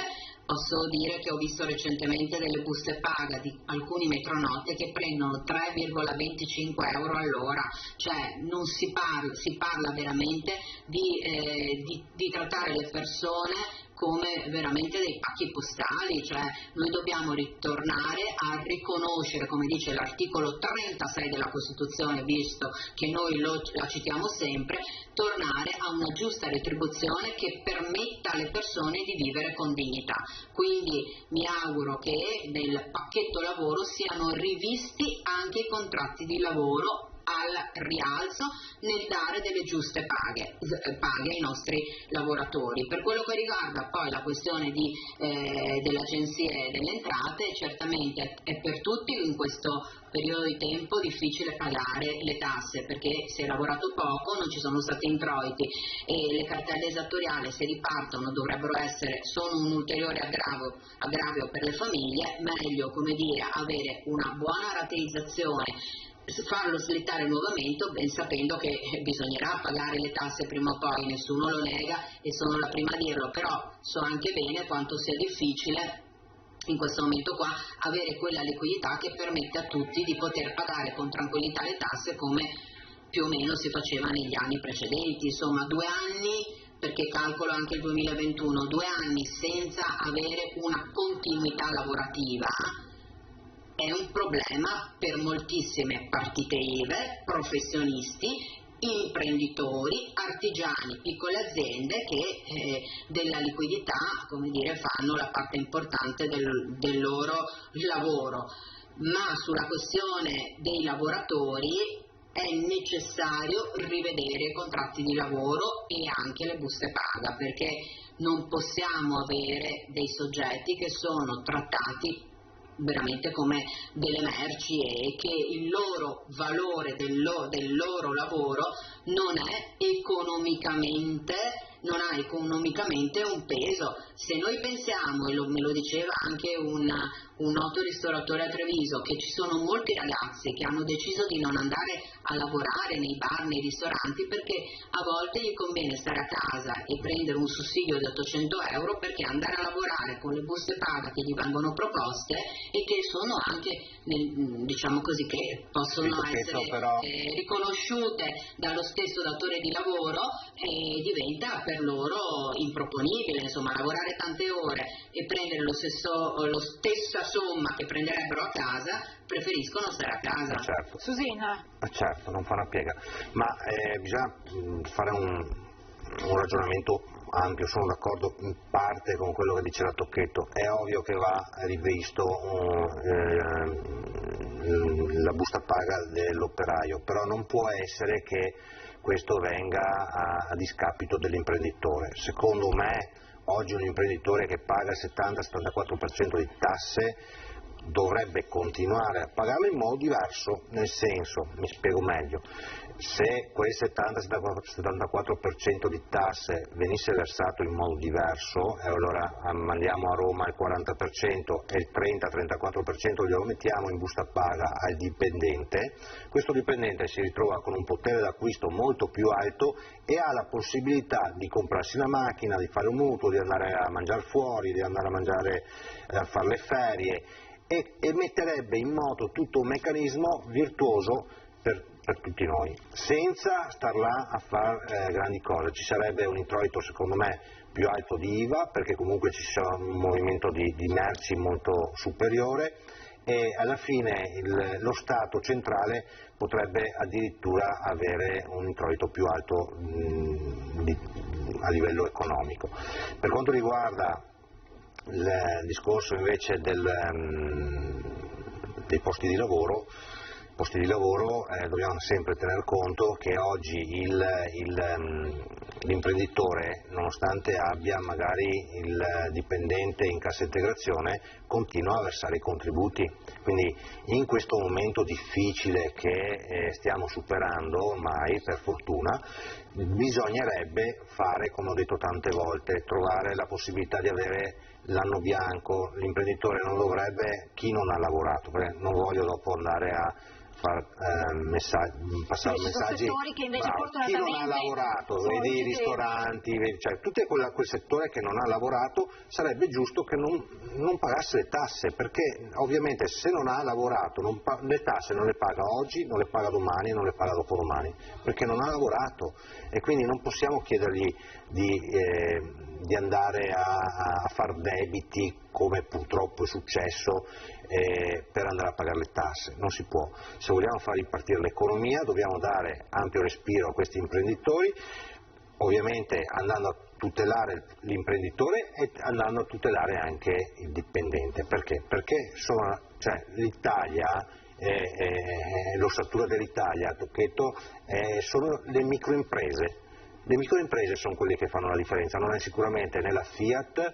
Qua per l'amor di Dio abbiamo la De Longhi che dà da lavorare a tanta gente, però non credo sia De Longhi né Benetton che fa la differenza, sono tutte le microimprese che pagano le tasse e che fanno alla fine la differenza per dare lavoro a una o 5 o 10 persone e andare avanti sul sistema lavorativo, insomma. Lei da imprenditore, il riferimento che faceva adesso a Tocchetto è che un po' è stato al centro della discussione quello che molti giovani soprattutto rifiutino un posto di lavoro e preferiscano magari prendere il reddito di cittadinanza o comunque gli altri bonus. Può essere pagati in nero? Insomma, che comunque si rifiutino i lavori, e si punta il dito contro questi giovani che si dice abbiano poca voglia di lavorare, di fare, di impegnarsi. Dalla sua esperienza proprio di imprenditore, vede questo come reale, sì, o in realtà c'è un'altra fotografia da scattare? È così, è normale. Ma perché gli imprenditori pagano poco, come diceva la Tocchetto, perché non c'è voglia di sacrificarsi? Allora, gli imprenditori non pagano poco, giustamente la Tocchetto diceva bene, bisogna andare a rivedere i contratti, no? Ovviamente l'imprenditore si attiene a quello che prevede il contratto di lavoro, è ovvio che sì, dopo io dico sempre, se un collaboratore, io non sono abituato a chiamare i collaboratori più che dei dipendenti, no? Il collaboratore porta l'azienda 100, è giusto che prenda 250 o anche 300, se il collaboratore porta 10 capiamo che non abbiamo la possibilità di dargli un premio sulla busta paga, però bisognerebbe cominciare a ragionare per merito più che, perché dopo sì, qua abbiamo sì dei ragazzi che oggi sfruttano l'occasione, il reddito di cittadinanza gli dà un'opportunità immensa, perché magari da una parte riescono a introitare 800 euro e così dall'altra riescono comunque a fare qualche lavoro e riescono a introitare altri soldi dall'altra parte, vanno fuori a fine mese con, chiamiamolo tra parentesi, uno stipendio molto più alto di quello che gli può dare un imprenditore. Io credo che invece andava gestito in modo diverso il reddito di cittadinanza. Bisognava, secondo me, io l'ho detto sempre, dopo qualcuno mi dice che sbaglio, ma in realtà se il reddito di cittadinanza veniva fatto transitare tramite l'impresa, ovviamente una persona cercava lavoro, si formava, perché quando una persona lavora si forma, e tramite l'impresa gli veniva dato il reddito di cittadinanza, la differenza la pagava l'imprenditore. Questo serviva perché i navigator non mi sembra che stiano facendo un gran lavoro, no, su questo. È vero che doveva essere in teoria che dopo 3 proposte di lavoro uno perdeva il reddito di cittadinanza, ma a dati alla mano non mi risulta che nessuno abbia perso il reddito di cittadinanza, o ben pochi, insomma, ecco. Quindi dico, c'è questa formula che è stata creata, che tra l'altro non costa poco, perché costa 10 miliardi, che se andiamo a prendere in considerazione la finanziaria sono 30, generalmente un terzo ce lo bruciamo con il reddito di cittadinanza. Io credo che questa cosa debba essere presa in considerazione prima possibile, e chiedo a Tocchetto, che visto che è al governo, di far qualcosa quanto prima. Tocchetto, hai rivisto il sistema del reddito di cittadinanza o è una misura che va mantenuta così com'è? Allora, il reddito di cittadinanza è stata una battaglia fortemente voluta appunto dai 5 Stelle, e che però è stata votata anche dalla Lega, voglio dire, quindi è stata una cosa un po' mal digerita in modo trasversale. Penso che da loro no, ma infatti riconosco da voi perché siete giustamente all'opposizione. Io però penso che sicuramente una cosa diversa dal reddito di cittadinanza, che potrebbe essere un reddito d'aiuto, dovrà essere trovato, perché non tutti possono avere le condizioni favorevoli dal punto di vista lavorativo di trovare per un arco di tempo della loro vita un lavoro, e quindi bisogna anche che lo Stato, a questo serve, dia un aiuto, un sussidio. Però questo dovrebbe essere collegato, forse un po' il fallimento è questo del reddito di cittadinanza, dovrebbe essere collegato a una precisa formazione del soggetto. In quell'anno lì ti do una somma, però ti costringo anche a fare della formazione giovane o, come dire, più ma la formazione la fanno in azienda, Tocchetto, quando vengono in azienda fanno formazione in automatico tutti i giorni. Certo, ma non tutti, però succede così. Però un aiuto alle persone che sono in difficoltà va fatto. Io penso che comunque, al di là del reddito di cittadinanza, che probabilmente sarà uno di quei progetti che decadrà, io penso così, perché anche le forze di maggioranza lo stanno e lo vogliono rivedere.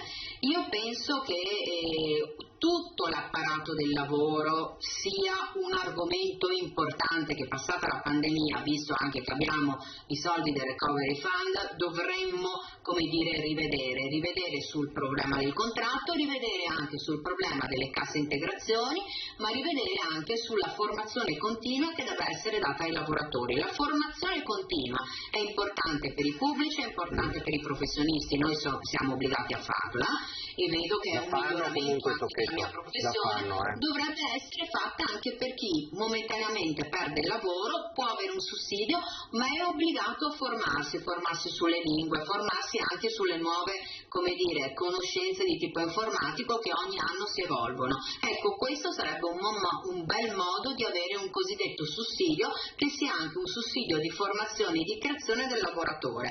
Dare i soldi così, in modo elargirli senza un progetto, probabilmente non è utile né alla società né al singolo soggetto che percepisce le somme. Mi piace perché siamo d'accordo. Ecco, sono d'accordo, questa è la notizia. Sulla questione del lavoro credo che molti sono d'accordo, ma non, come dire, il Partito Democratico. In generale tutti ci rendiamo conto che il mondo del lavoro, soprattutto del privato, deve essere riformato, anche perché è tutto molto veloce. Una volta anche nelle aziende si entrava e si chiudeva in quell'azienda dopo 30 anni. Le grosse aziende non esistono più, l'ha detto lo stesso Susin, ci sono artigiani, piccoli imprenditori, la mobilità del lavoro è sempre più veloce e rimane statica solo nella pubblica amministrazione, perché io faccio il concorso, non esco mai dalla pubblica amministrazione, al limite posso progredire, ma è solo l'ultimo baluardo della continuità lavorativa. Fuori, nel privato, è cambiato tutto e quindi bisogna anche che le leggi, le normative si adeguino a un cambiamento veloce del mondo del lavoro. Grazie per questo dinamico confronto tra Antonella Tocchetta del Partito Democratico e Luigi Stusini di Fratelli d'Italia. Grazie ad entrambi per essere stati con noi. Noi siamo quasi in chiusura di questa edizione straordinaria. Prima vi faccio sentire le parole del governatore Luca Zaia, che oggi era alla pubblica udienza per il giudizio di parificazione del rendiconto generale 2020 per la Regione Veneto da parte della Corte dei Conti. Sentiamo il Presidente Zaia. L'udienza è andata bene, hanno parificato. La Corte dei Conti ha parificato il nostro bilancio, devo dire che siamo i primi in Italia ad aver parificato il bilancio 2020, quindi altro merito del Veneto, e poi si va avanti uscendo da questa pandemia, io spero velocemente. Qualche prescrizione, qualche suggerimento da adottare da qui in poi? No, c'è sempre di continuare con l'efficienza che abbiamo avuto, ovviamente si può sempre migliorare giorno dopo giorno, insomma sta nelle cose della vita, però insomma il bilancio è una regione virtuosa che è stato parificato e bene così. Le voci che più hanno pesato su questo bilancio, Presidente? La pandemia in assoluto, il tema della pandemia è stato un tema importante, un tema che ha pesato per un fatto di bilancio e anche organizzativo, quindi si è parlato molto in questa parifica anche dei conti della sanità, e il fatto di aver vagliati e passati i conti della sanità dalla Corte dei Conti e averli approvati per l'esercizio 2020 è un bel risultato. Anche perché così si è tolto più di qualche sassolina dalla scarpa, diciamo. Beh, insomma, se qualcuno ha qualcosa da dire vorrà dire che non è d'accordo con la Corte dei Conti. Senta Presidente, cambiando argomento, la questione di Elisa Campeolo, questa povera ragazza trucidata mentre stava prendendo il sole sulle sponde delle Piave. Adesso si discute su come intensificare i controlli con le cure di queste persone malate psichiche. Come fare? È un'autentica tragedia quello che è accaduto, si stenta ancora a credere che possa accadere che una persona lì, tranquilla, indisturbata, nel greto del Piave, che prende il sole, si riposa, ha la sfortuna di incontrare il destino, e un destino così atroce. Si apre il grande tema del monitoraggio di chi ha problemi psichici, se così è, perché poi io leggo i giornali come tutti, quindi sarà la magistratura a chiarire questi aspetti, e in generale, parlando proprio in generale, di un monitoraggio assolutamente sempre più puntuale di queste situazioni familiari, di andare in aiuto alle famiglie, ma anche di avere contezza di quello che sta accadendo. Si parte dalla famiglia, si parte dal centro di salute mentale, da quello che sono le cure, la verifica che le cure poi vengano praticate, perché molto spesso questi pazienti abbandonano autonomamente la cura e poi hanno gli esiti di comportamenti che ovviamente non sono più controllati dai farmaci, e avvisare le pubbliche amministrazioni, penso i comuni, e fare rete, perché poi è fondamentale che ci sia anche un supporto alle famiglie, perché in questi casi è fondamentale anche che le famiglie trovino subito una risposta. Si chiude questa nostra edizione straordinaria, vi lascio alla pubblicità il meteo e poi via con straordinaria A3. Oggi Alice Montagnier parlerà del Salone Nautico, numeri record per la Fiera dell'Arte Navale, insieme ad Alberto Bozzo, direttore commerciale del Salone Nautico, e a Fabrizio Doria, direttore del Salone Nautico e direttore operativo Vela SPA. Io vi ringrazio, vi lascio come detto alle previsioni del tempo, pubblicità e poi straordinaria A3 per parlare del Salone Nautico. Grazie per essere stati con noi, buona giornata.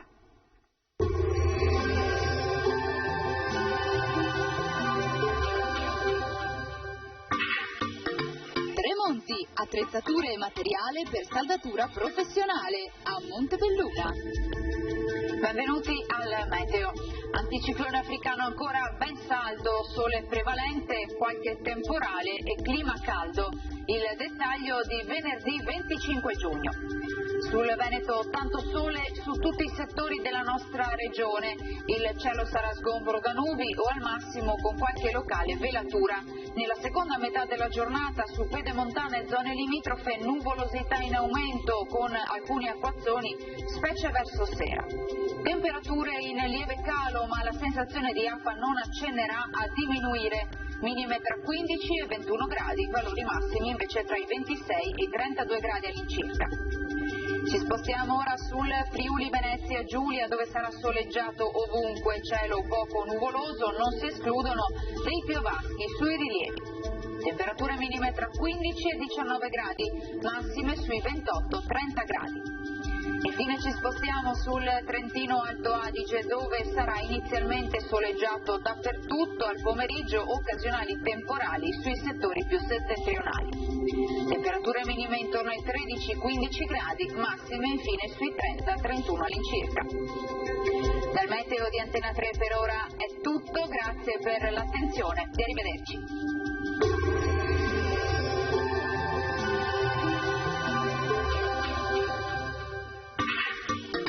Tremonti, attrezzature e materiale per saldatura professionale a Montebelluna.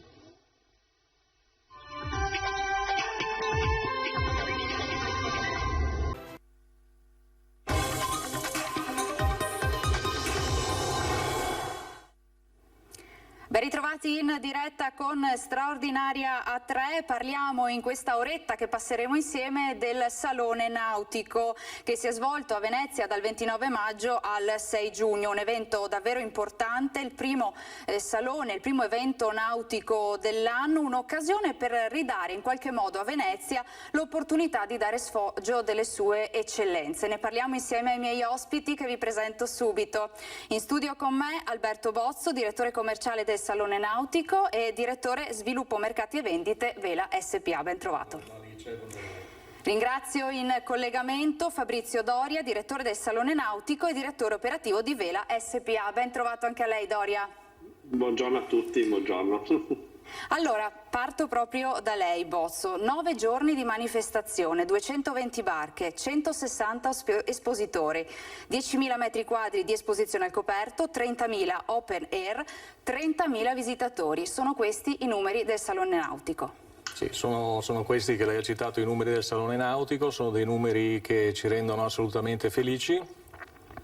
La nostra felicità ovviamente deriva dai feedback dei nostri espositori e dei visitatori del Salone che hanno potuto apprezzare in una cornice meravigliosa qual è quella dell'Arsenale di Venezia una mostra di architettura navale che ha saputo raccontare le eccellenze sia italiane che internazionali. Il Salone ha avuto delle presenze di imbarcazioni molto importanti. È un salone trasversale, nel senso che tocca dei segmenti della nautica che vanno dallo yacht classico allo super yacht con delle importantissime presenze, ma anche la vela, ma anche l'ecosostenibilità con un'importante presenza di imbarcazioni elettriche, magari ne parleremo un po' più avanti. Un salone però che al suo interno ha raccolto delle eccellenze come la ristorazione, 5 ristoranti tematici, uno spazio per le famiglie e i bambini, artigiani del territorio, prove di voga, manifestazioni sportive che si sono svolte durante questi 9 giorni. Tutto questo ha creato un palinsesto che innanzitutto piaciuto tantissimo sia agli espositori, quelli che conoscevano l'Arsenale, sapevano già ovviamente della bellezza dei luoghi e della capacità organizzativa che era stata messa in atto nel 2019, cioè nell'edizione 0 del Salone. Altri, ma soprattutto tanti che hanno partecipato dall'estero, hanno scoperto ovviamente la meraviglia di organizzare e portare l'eccellenza a Venezia di un polo nautico nell'Alto Adriatico, che ovviamente non c'era e noi stiamo costruendo insieme a tutto lo staff di Vela. Ecco, 30.000 visitatori, 160 espositori. Da dove sono venuti per vedere il Salone Nautico? Mi aspetto non solo italiani, non solo veneziani. Assolutamente, iniziamo anche dagli espositori. Noi abbiamo avuto presenze un po' da tutta Europa, abbiamo avuto presenze da Monte Carlo, presenze dalla Spagna, dai paesi del nord, quindi dalla Svezia, Norvegia, Danimarca, soprattutto per il segmento elettrico. Ma anche i visitatori ovviamente arrivavano un po' da tutta Europa. Chiaramente un'importante presenza del territorio italiano, quindi della regione ma anche di tutta Italia e di tutta la cintura intorno all'Italia, quindi il turismo di prossimità che veniva dalla Croazia, dall'Austria, dalla Svizzera, dalla Germania e anche dalla Francia. Fabrizio Doria in collegamento, lo chiedo a lei, Vela SPA è l'organizzatore, diciamo così, il partner di questo grande evento, ma insomma è partner dei più grandi eventi che vengono organizzati e svolti in laguna a Venezia. Com'è stato organizzare questo grande evento, il Salone Nautico, in un momento non facile per il territorio, non facile insomma per tutta Italia? Beh, grazie per la domanda. Effettivamente è stata una sfida che abbiamo costruito con tutti i soggetti coinvolti, è stata una fortissima volontà dell'amministrazione. Vela SPA è una società direttamente e indirettamente completamente controllata dal Comune di Venezia, è stata una volontà dell'amministrazione di lavorare sulla ripartenza di Venezia attraverso 2 grandi eventi di qualità. Il 22 maggio si è aperta la Biennale di Architettura e il 29 maggio si è aperto il Salone Nautico. Lo si è fatto come? Costruendo dei protocolli sanitari insieme alla USL.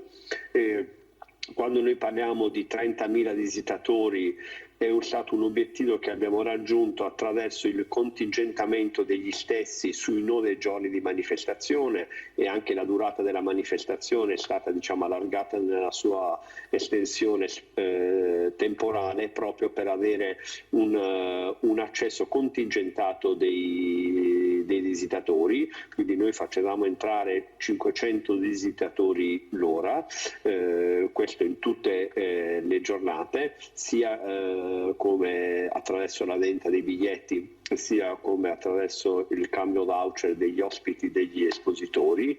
Questo per spiegare come un salone nautico è una manifestazione che sia dedicata a appassionati di nautica e quindi anche a operatori professionali o a clientela della nautica, ma anche a un pubblico più vasto. Si sono adottati dei protocolli abbastanza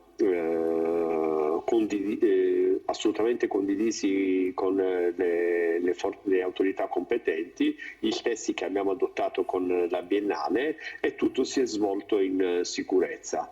Peraltro abbiamo anche avuto il riscontro dei visitatori, cioè i visitatori hanno molto apprezzato questo tipo di approccio. Devo dire che anche dal punto di vista organizzativo per il futuro può essere un esempio.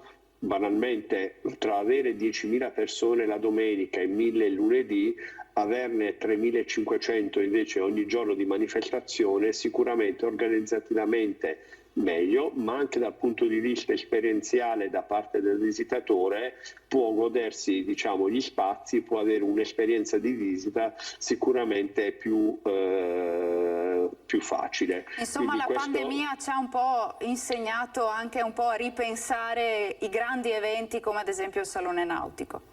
Sì, questo sì, cioè elementi come la prenotabilità, come la pianificazione sono elementi che per gli operatori che organizzano gli eventi, non solo gli spazi culturali al chiuso, ma anche per l'organizzazione degli eventi come un salone nautico, che è una manifestazione open air con ampi spazi, sicuramente è vincente. E su questo eravamo già stati premonitori. Vi ricordo che l'anno scorso, la prima domenica di settembre, Venezia aveva ospitato la regata storica attraverso il contingentamento dell'accesso alle rive, così come sempre Venezia l'anno scorso aveva fatto il primo Festival del Cinema in presenza con la mostra del cinema. Da questo punto di vista le criticità vanno interpretate per poter comunque portare a termine la manifestazione. Certo. C'è un altro aspetto organizzativo su cui sicuramente non torneremo indietro, perché organizza eventi sta diventando un elemento anche di formazione interna e di sviluppo, è quello degli eventi ibridi.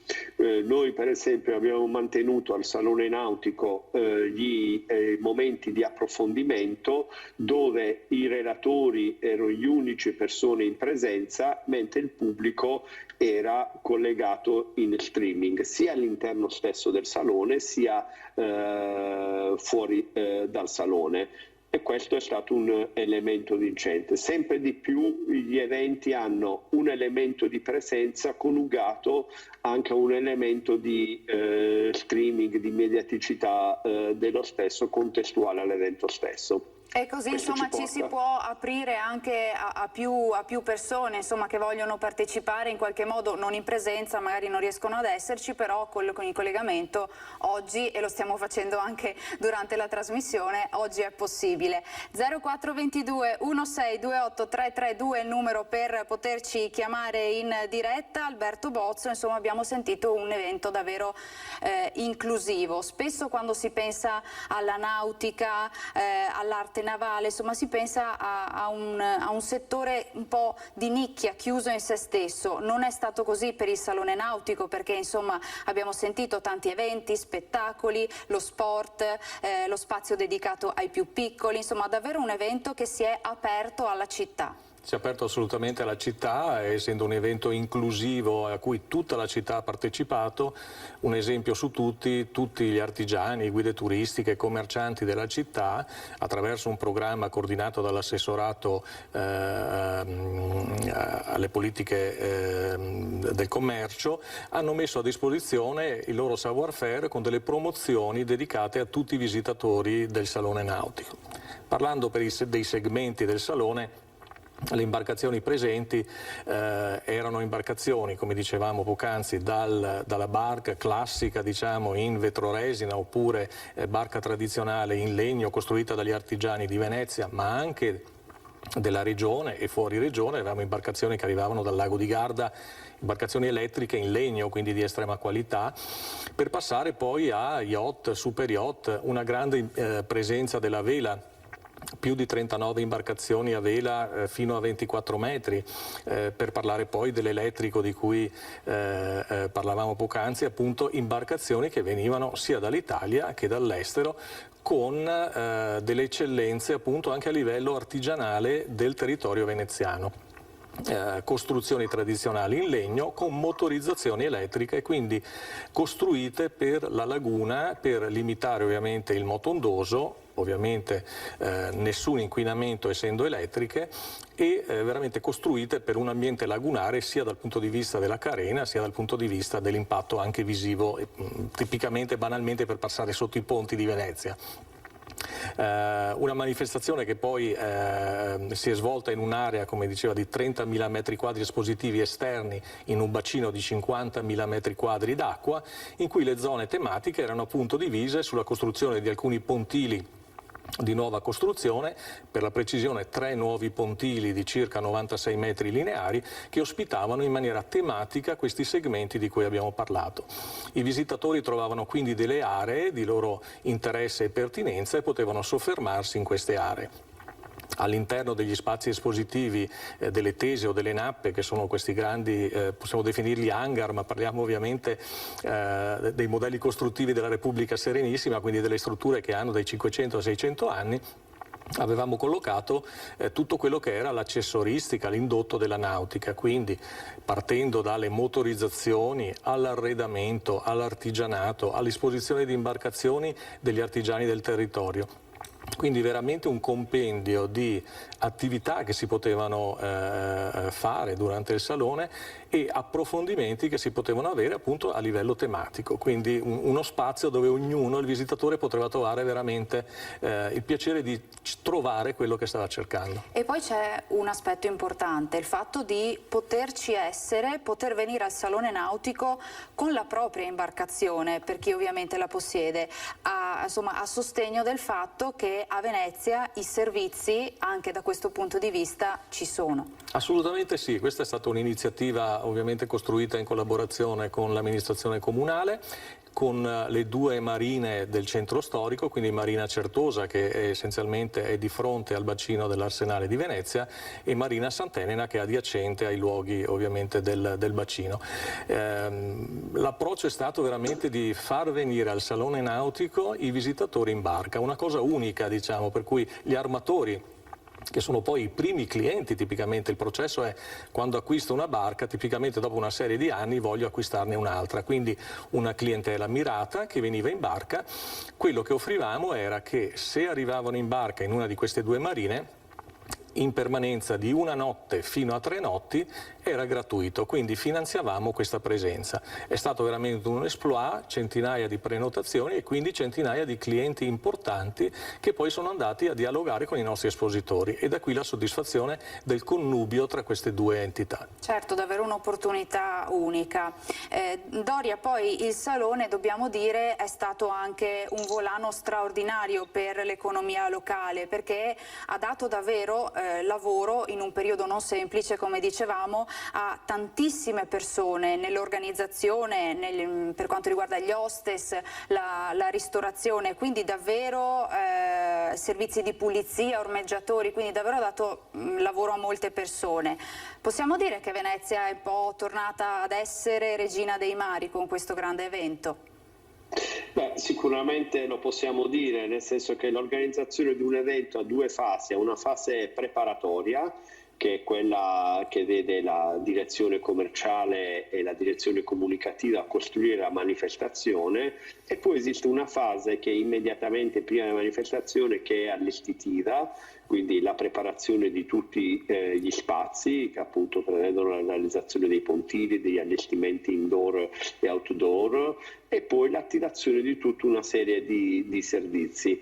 Peraltro servizi, diciamo, con un'attenzione alla qualità. Quando il Comune di Venezia, l'amministrazione Brugnaro ha puntato sugli eventi della Biennale di Architettura del Salone Nautico di Venezia, ha sicuramente puntato su un turismo di qualità, poiché sono tipiche manifestazioni che attirano segmenti qualitativi del turismo, probabilmente persone che decidono di rimanere più notti a Venezia, che quindi possono scoprire non solo la città per la scelta che hanno fatto in quel momento di venire a vedere il Salone Nautico, la Biennale di Architettura, ma anche scoprire tutte le possibilità di ristorazione, di ricettività alberghiera ed extraalberghiera, nonché tutta l'offerta culturale della città.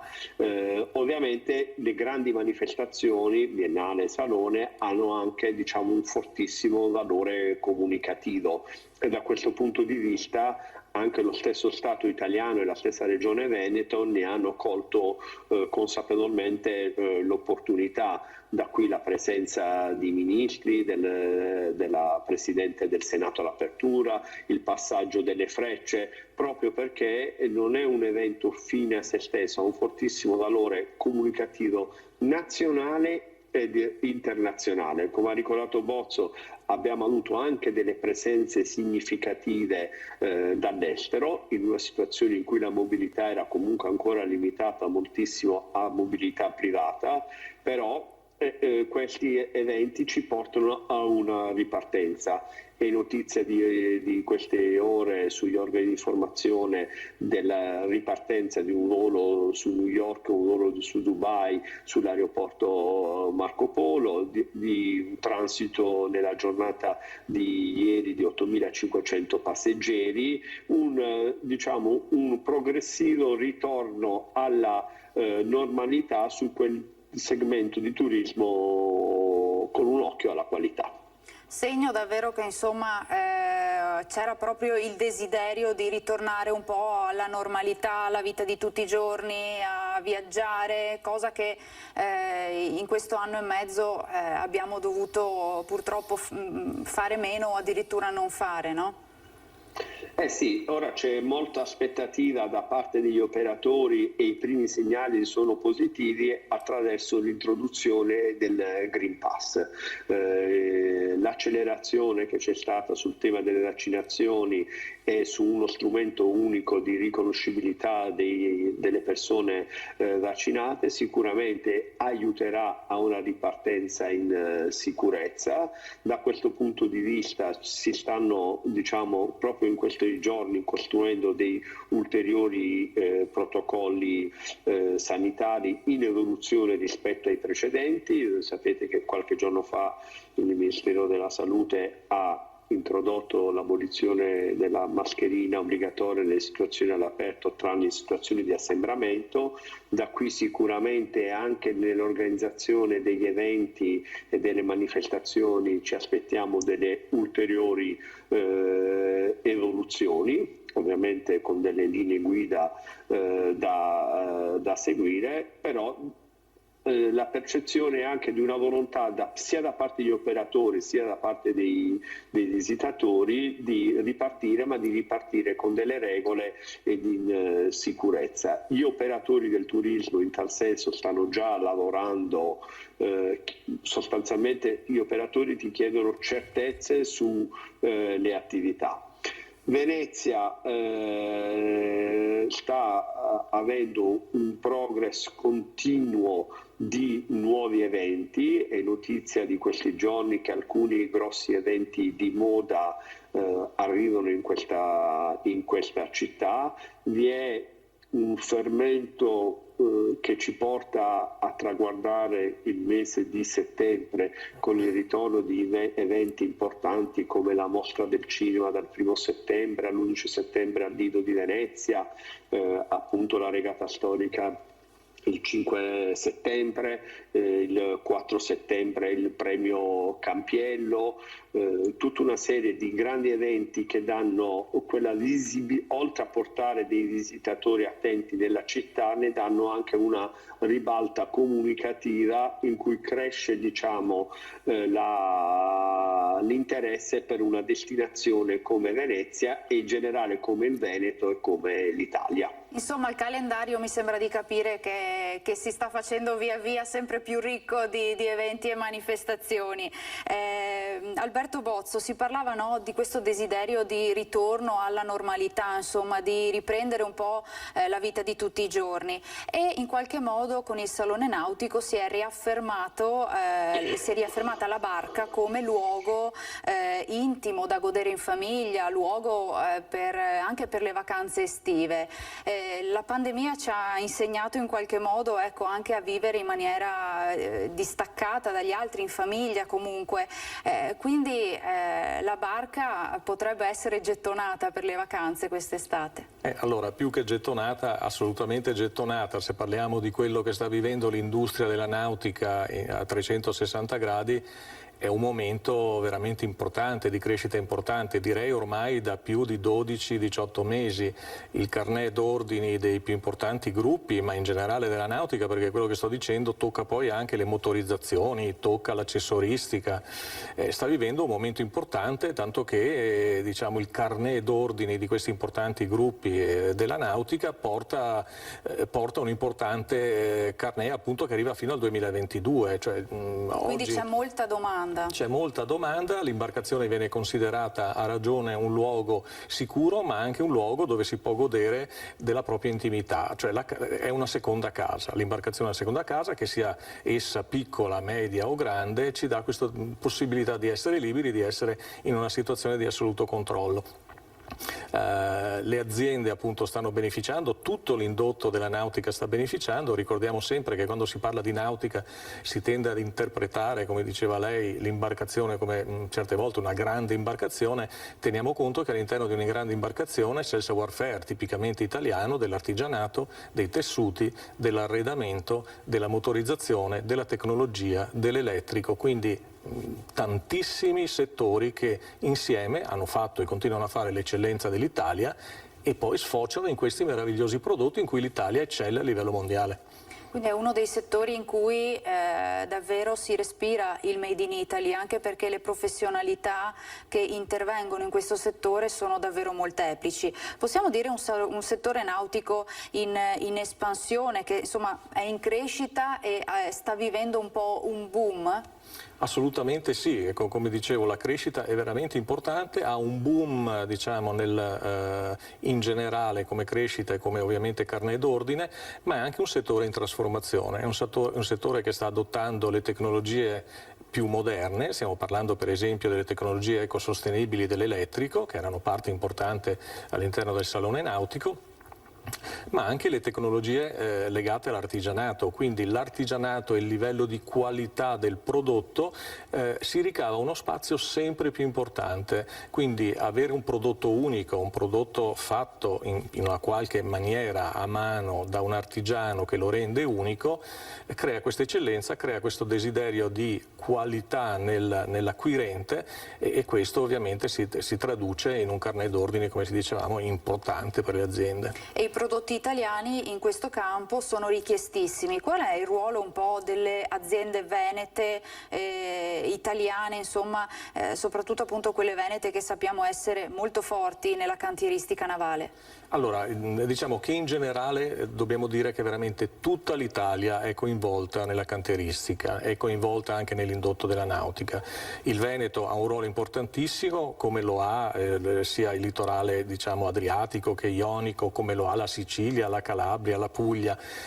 L'Italia è veramente permea di tutta questa cantieristica, di questa eccellenza che deriva ovviamente dalla tradizione secolare italiana.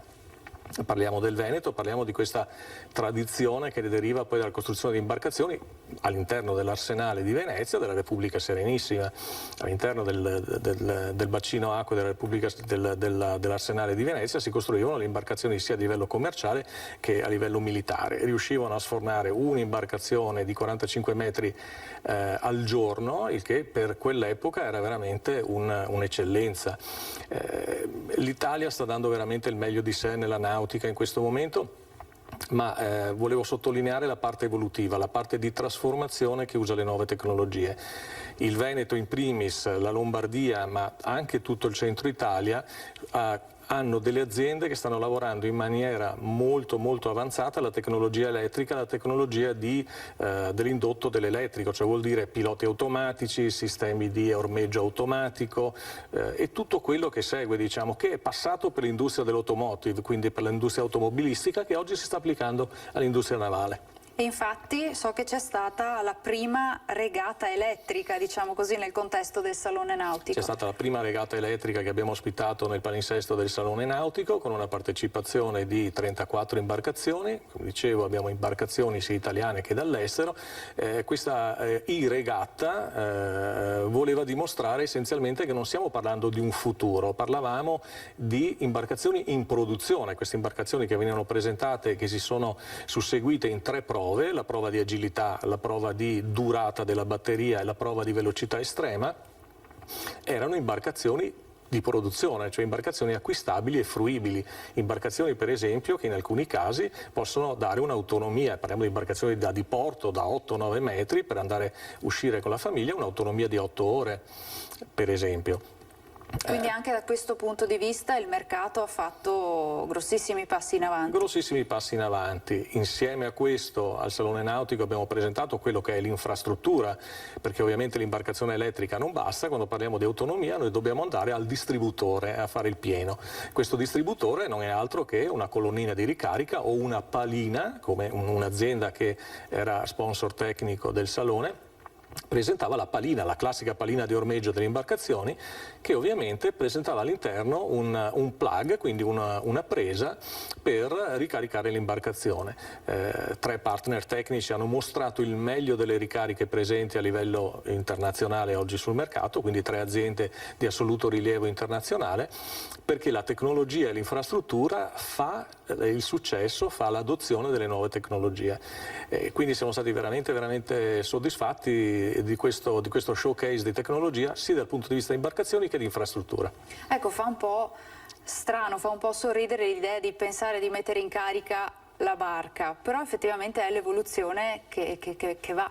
È l'evoluzione che va ed è oggi di una semplicità estrema, quindi voglio dire, come è successo nell'automotive, che ormai parliamo di 6-7 anni fa, sembrava veramente una mosca bianca avere una macchina elettrica. Oggi tutte le case automobilistiche hanno dei piani di sviluppo importantissimi per l'elettrico. Questo sta arrivando con una curva di adozione ancora più veloce sulle imbarcazioni, perché le curve di adozione della tecnologia con il passare del tempo accelerano. Quindi tutti questi prodotti che abbiamo dimostrato al Salone Nautico con imbarcazioni, per esempio l'imbarcazione del Principe di Monaco che arrivava da Monte Carlo, un'imbarcazione a idrogetto elettrica, capace di andare a 36 nodi, quindi un'imbarcazione che va molto veloce. A tutti gli effetti, certo. Avevamo un'imbarcazione che arriva dai paesi nordici, dalla Svezia, che si chiama Candela, che è un connubio tra l'elettrico e il foil che abbiamo visto in Coppa America, per esempio, sui catamarani. Quindi questa imbarcazione che vola letteralmente sull'acqua con un beneficio di pochissimo attrito, quindi ottimizzazione del motore e della batteria, ma anche zero onde. Quindi possiamo avere un'imbarcazione che va a 35-36 nodi producendo zero onde. Pazzesco. Tra l'altro possiamo dire, Doria, che tutto il salone nautico è stato, diciamo così, ha avuto come fil rouge il tema della sostenibilità, possiamo dirlo davvero, sentendo insomma tutte queste innovazioni. Sì, peraltro noi abbiamo fatto per la seconda, anche in questa edizione, una certificazione di sostenibilità, che è stato un processo che ha coinvolto sia i fornitori, gli organizzatori, quindi noi stessi, ma anche gli espositori e i visitatori, che è una certificazione molto complessa perché l'evento, la manifestazione per sua natura ha degli impatti. E qui noi abbiamo fatto anche delle scelte strutturali con la città di Venezia, con il comune di Venezia. Per esempio per questo salone l'amministrazione ci ha dato delle risorse per poter fare degli interventi strutturali, quindi una dotazione elettrica all'Arsenale di Venezia, per non poter, al fine di non utilizzare gruppi elettrogeni che per definizione sono molto impattanti. Ovviamente poi ci sono state tutte quelle scelte di natura organizzativa sull'uso di materiali riciclabili sia negli allestimenti sia nella ristorazione, tutta una serie di attenzioni ai consumi. Questo poi porta a qualificare, diciamo, anche uno spazio come l'Arsenale come luogo per eventi di una certa qualità. Non a caso, peraltro, nei prossimi giorni l'Arsenale di Venezia verrà a ospitare il G20 dell'economia, quindi un importante evento. Il fatto che sia stato scelto Venezia ne conferma, diciamo, il suo valore di internazionalità, che è stato anche uno degli aspetti del Salone Nautico. Moltissime aziende del nord Europa hanno scelto Venezia proprio per il suo carattere internazionale, proprio per la sua, diciamo, forza comunicativa, e anche lo Stato italiano ha voluto scegliere emblematicamente la città di Venezia per lo svolgimento del G20 e il suo arsenale, per aspettare poi una riunione importante come quella dei 20 ministri dell'economia e dei 20 governatori centrali. Questo è un biglietto da visita per la città, un biglietto da visita per l'Italia stessa. Volevo aggiungere anche un altro elemento. Quando con il Salone Nautico parliamo di nautica a tutto tondo, uno degli elementi era proprio lo sviluppo del turismo nautico in tutta l'area italiana dell'Adriatico. L'appello del sindaco Brugnaro al popolo del mare: venite con la propria imbarcazione, era proprio, e quindi attraverso l'ospitalità nei marini, era proprio finalizzata a far conoscere meglio l'offerta di ricettività portuale dedicata al diporto nel nord Italia, proprio perché molto spesso non si conoscono le potenzialità di questo territorio. Il segmento del turismo nautico è un segmento di turismo non saturo e assolutamente di qualità, e il Salone Nautico ha sicuramente anche questa finalità. Tant'è vero che abbiamo ospitato 2 convegni dedicati proprio al tema della portualità nell'altro Adriatico. In più è occasione per far conoscere l'attività produttiva anche in termini di manutenzione. Una barca poi ha bisogno di un porto dove essere ormeggiata, di tutta una serie di attività di servizi e manutenzione. Far conoscere questi servizi fa da volano a un'economia del mare, a un'economia, alla Blue Economy, che è stato uno dei convegni promossi dalla Camera di Commercio, di cui il Veneto è ricco e di cui il Salone ne può rappresentare la vetrina. Certo, insomma questo è stato anche un modo, il Salone Nautico, per comunicare le potenzialità di Venezia, i servizi che ci sono sul territorio, un invito, ecco, a venire a Venezia, se possibile anche con la propria imbarcazione. Noi ci fermiamo per una breve pausa di pubblicità, ci troviamo tra poco, perché insomma abbiamo sentito tanta innovazione, ma c'era anche la tradizione al Salone Nautico. A tra poco.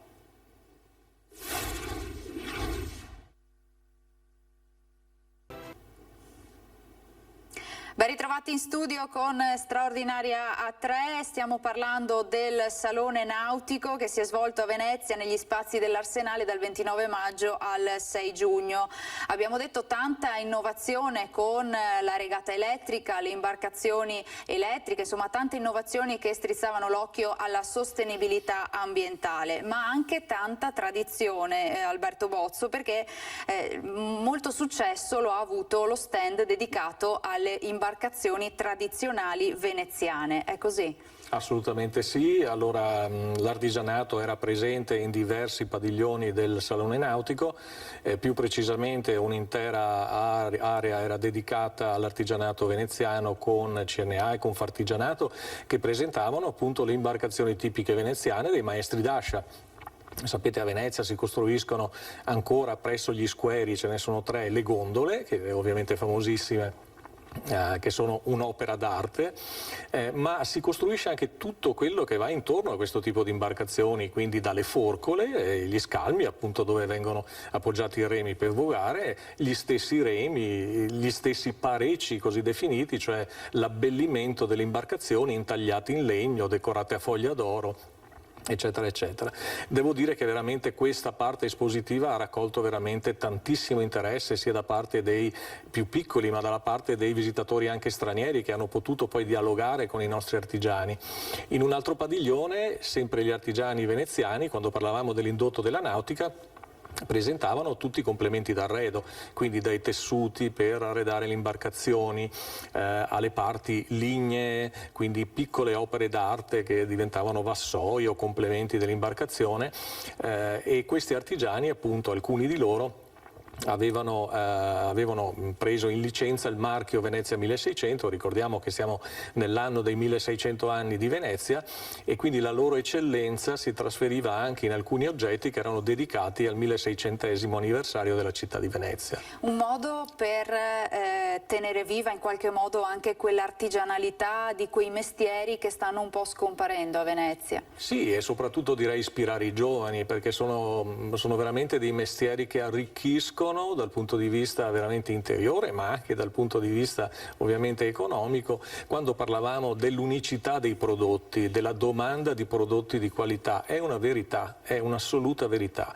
Abbiamo bisogno di giovani, abbiamo il savoir-faire, abbiamo la tradizione a Venezia. Abbiamo bisogno sempre di più giovani che riescano a portare avanti questa tradizione. C'è una domanda della qualità e dell'unicità dei prodotti. E poi una curiosità, perché insomma c'era anche quell'attenzione al mondo sottomarino, diciamo così, che a Venezia c'è, e quindi c'è stato anche il tempo, lo spazio per parlare del palombaro tra passato e presente, insomma, perché appunto in una città come Venezia c'è anche il mondo sottomarino. Beh, assolutamente, mi viene in mente semplicemente anche il weekend scorso l'Associazione Gondolieri di Venezia con i volontari palombari gondolieri che in maniera volontaria vanno a ripulire i canali di Venezia, quindi da i vecchi detriti o cose lasciate, cadute dalle imbarcazioni, quindi assolutamente anche il palombaro era presente, il vero palombaro. E poi naturalmente molto spazio allo sport con tante gare importanti. Tante gare importanti, abbiamo parlato in primis della I-Regata, ma non solo la I-Regata, la microclass a vela con i giovani, la match race, e poi l'arrivo della Pavia Venezia, che è stato un momento veramente spettacolare, tantissimi anni che non si svolgeva la manifestazione. L'ultimo giorno, il giorno 6 giugno, un grandissimo colpo d'occhio, le imbarcazioni della Pavia Venezia che sono entrate a festeggiare all'Arsenale di Venezia intorno alle 18:30, accolte dagli applausi, dalle trombe, dai clacson di tutte le imbarcazioni sia elettriche che a vela che yacht, quindi una grande festa. È veramente un momento emozionante, devo dire, per tutti. Doria, gli ultimi 2 minuti per parlare con lei di quello che sarà il futuro del Salone Nautico. Sappiamo già che ci sarà un'edizione 2022. Questo fa parte, diciamo, della logica di programmare per lungo periodo, 28 maggio, 5 giugno 2022, questo per dare già una certezza agli operatori professionali della nautica di pianificare la loro presenza a Venezia. Ovviamente anche qui lo sforzo di farlo di 9 giorni viene compensato proprio dal fatto di saperlo per tempo e anche di poter pianificare una promozione che anche noi facciamo come salone, ma che fanno anche i cantieri partecipanti all'estero. Questo è un salone che vuole ambisce a diventare un punto di riferimento per il Mediterraneo orientale, per tutta la costa adriatico fino a Rara Turchia, che si apre ai mercati ovviamente del nord Europa e dell'est, che si posiziona nel calendario cittadino subito dopo l'apertura delle biennali nei mesi di maggio e che diventa quindi un appuntamento fisso che all'inizio dell'estate, voi sapete che poi il sabato prima della terza domenica la città di Venezia ha un altro importante appuntamento che è la festa del Redentore. Infatti le stavo per chiedere proprio questo, perché l'anno scorso purtroppo l'abbiamo dovuto vivere senza lo straordinario spettacolo pirotecnico. Cosa possiamo dire di quest'anno? Ci sarà?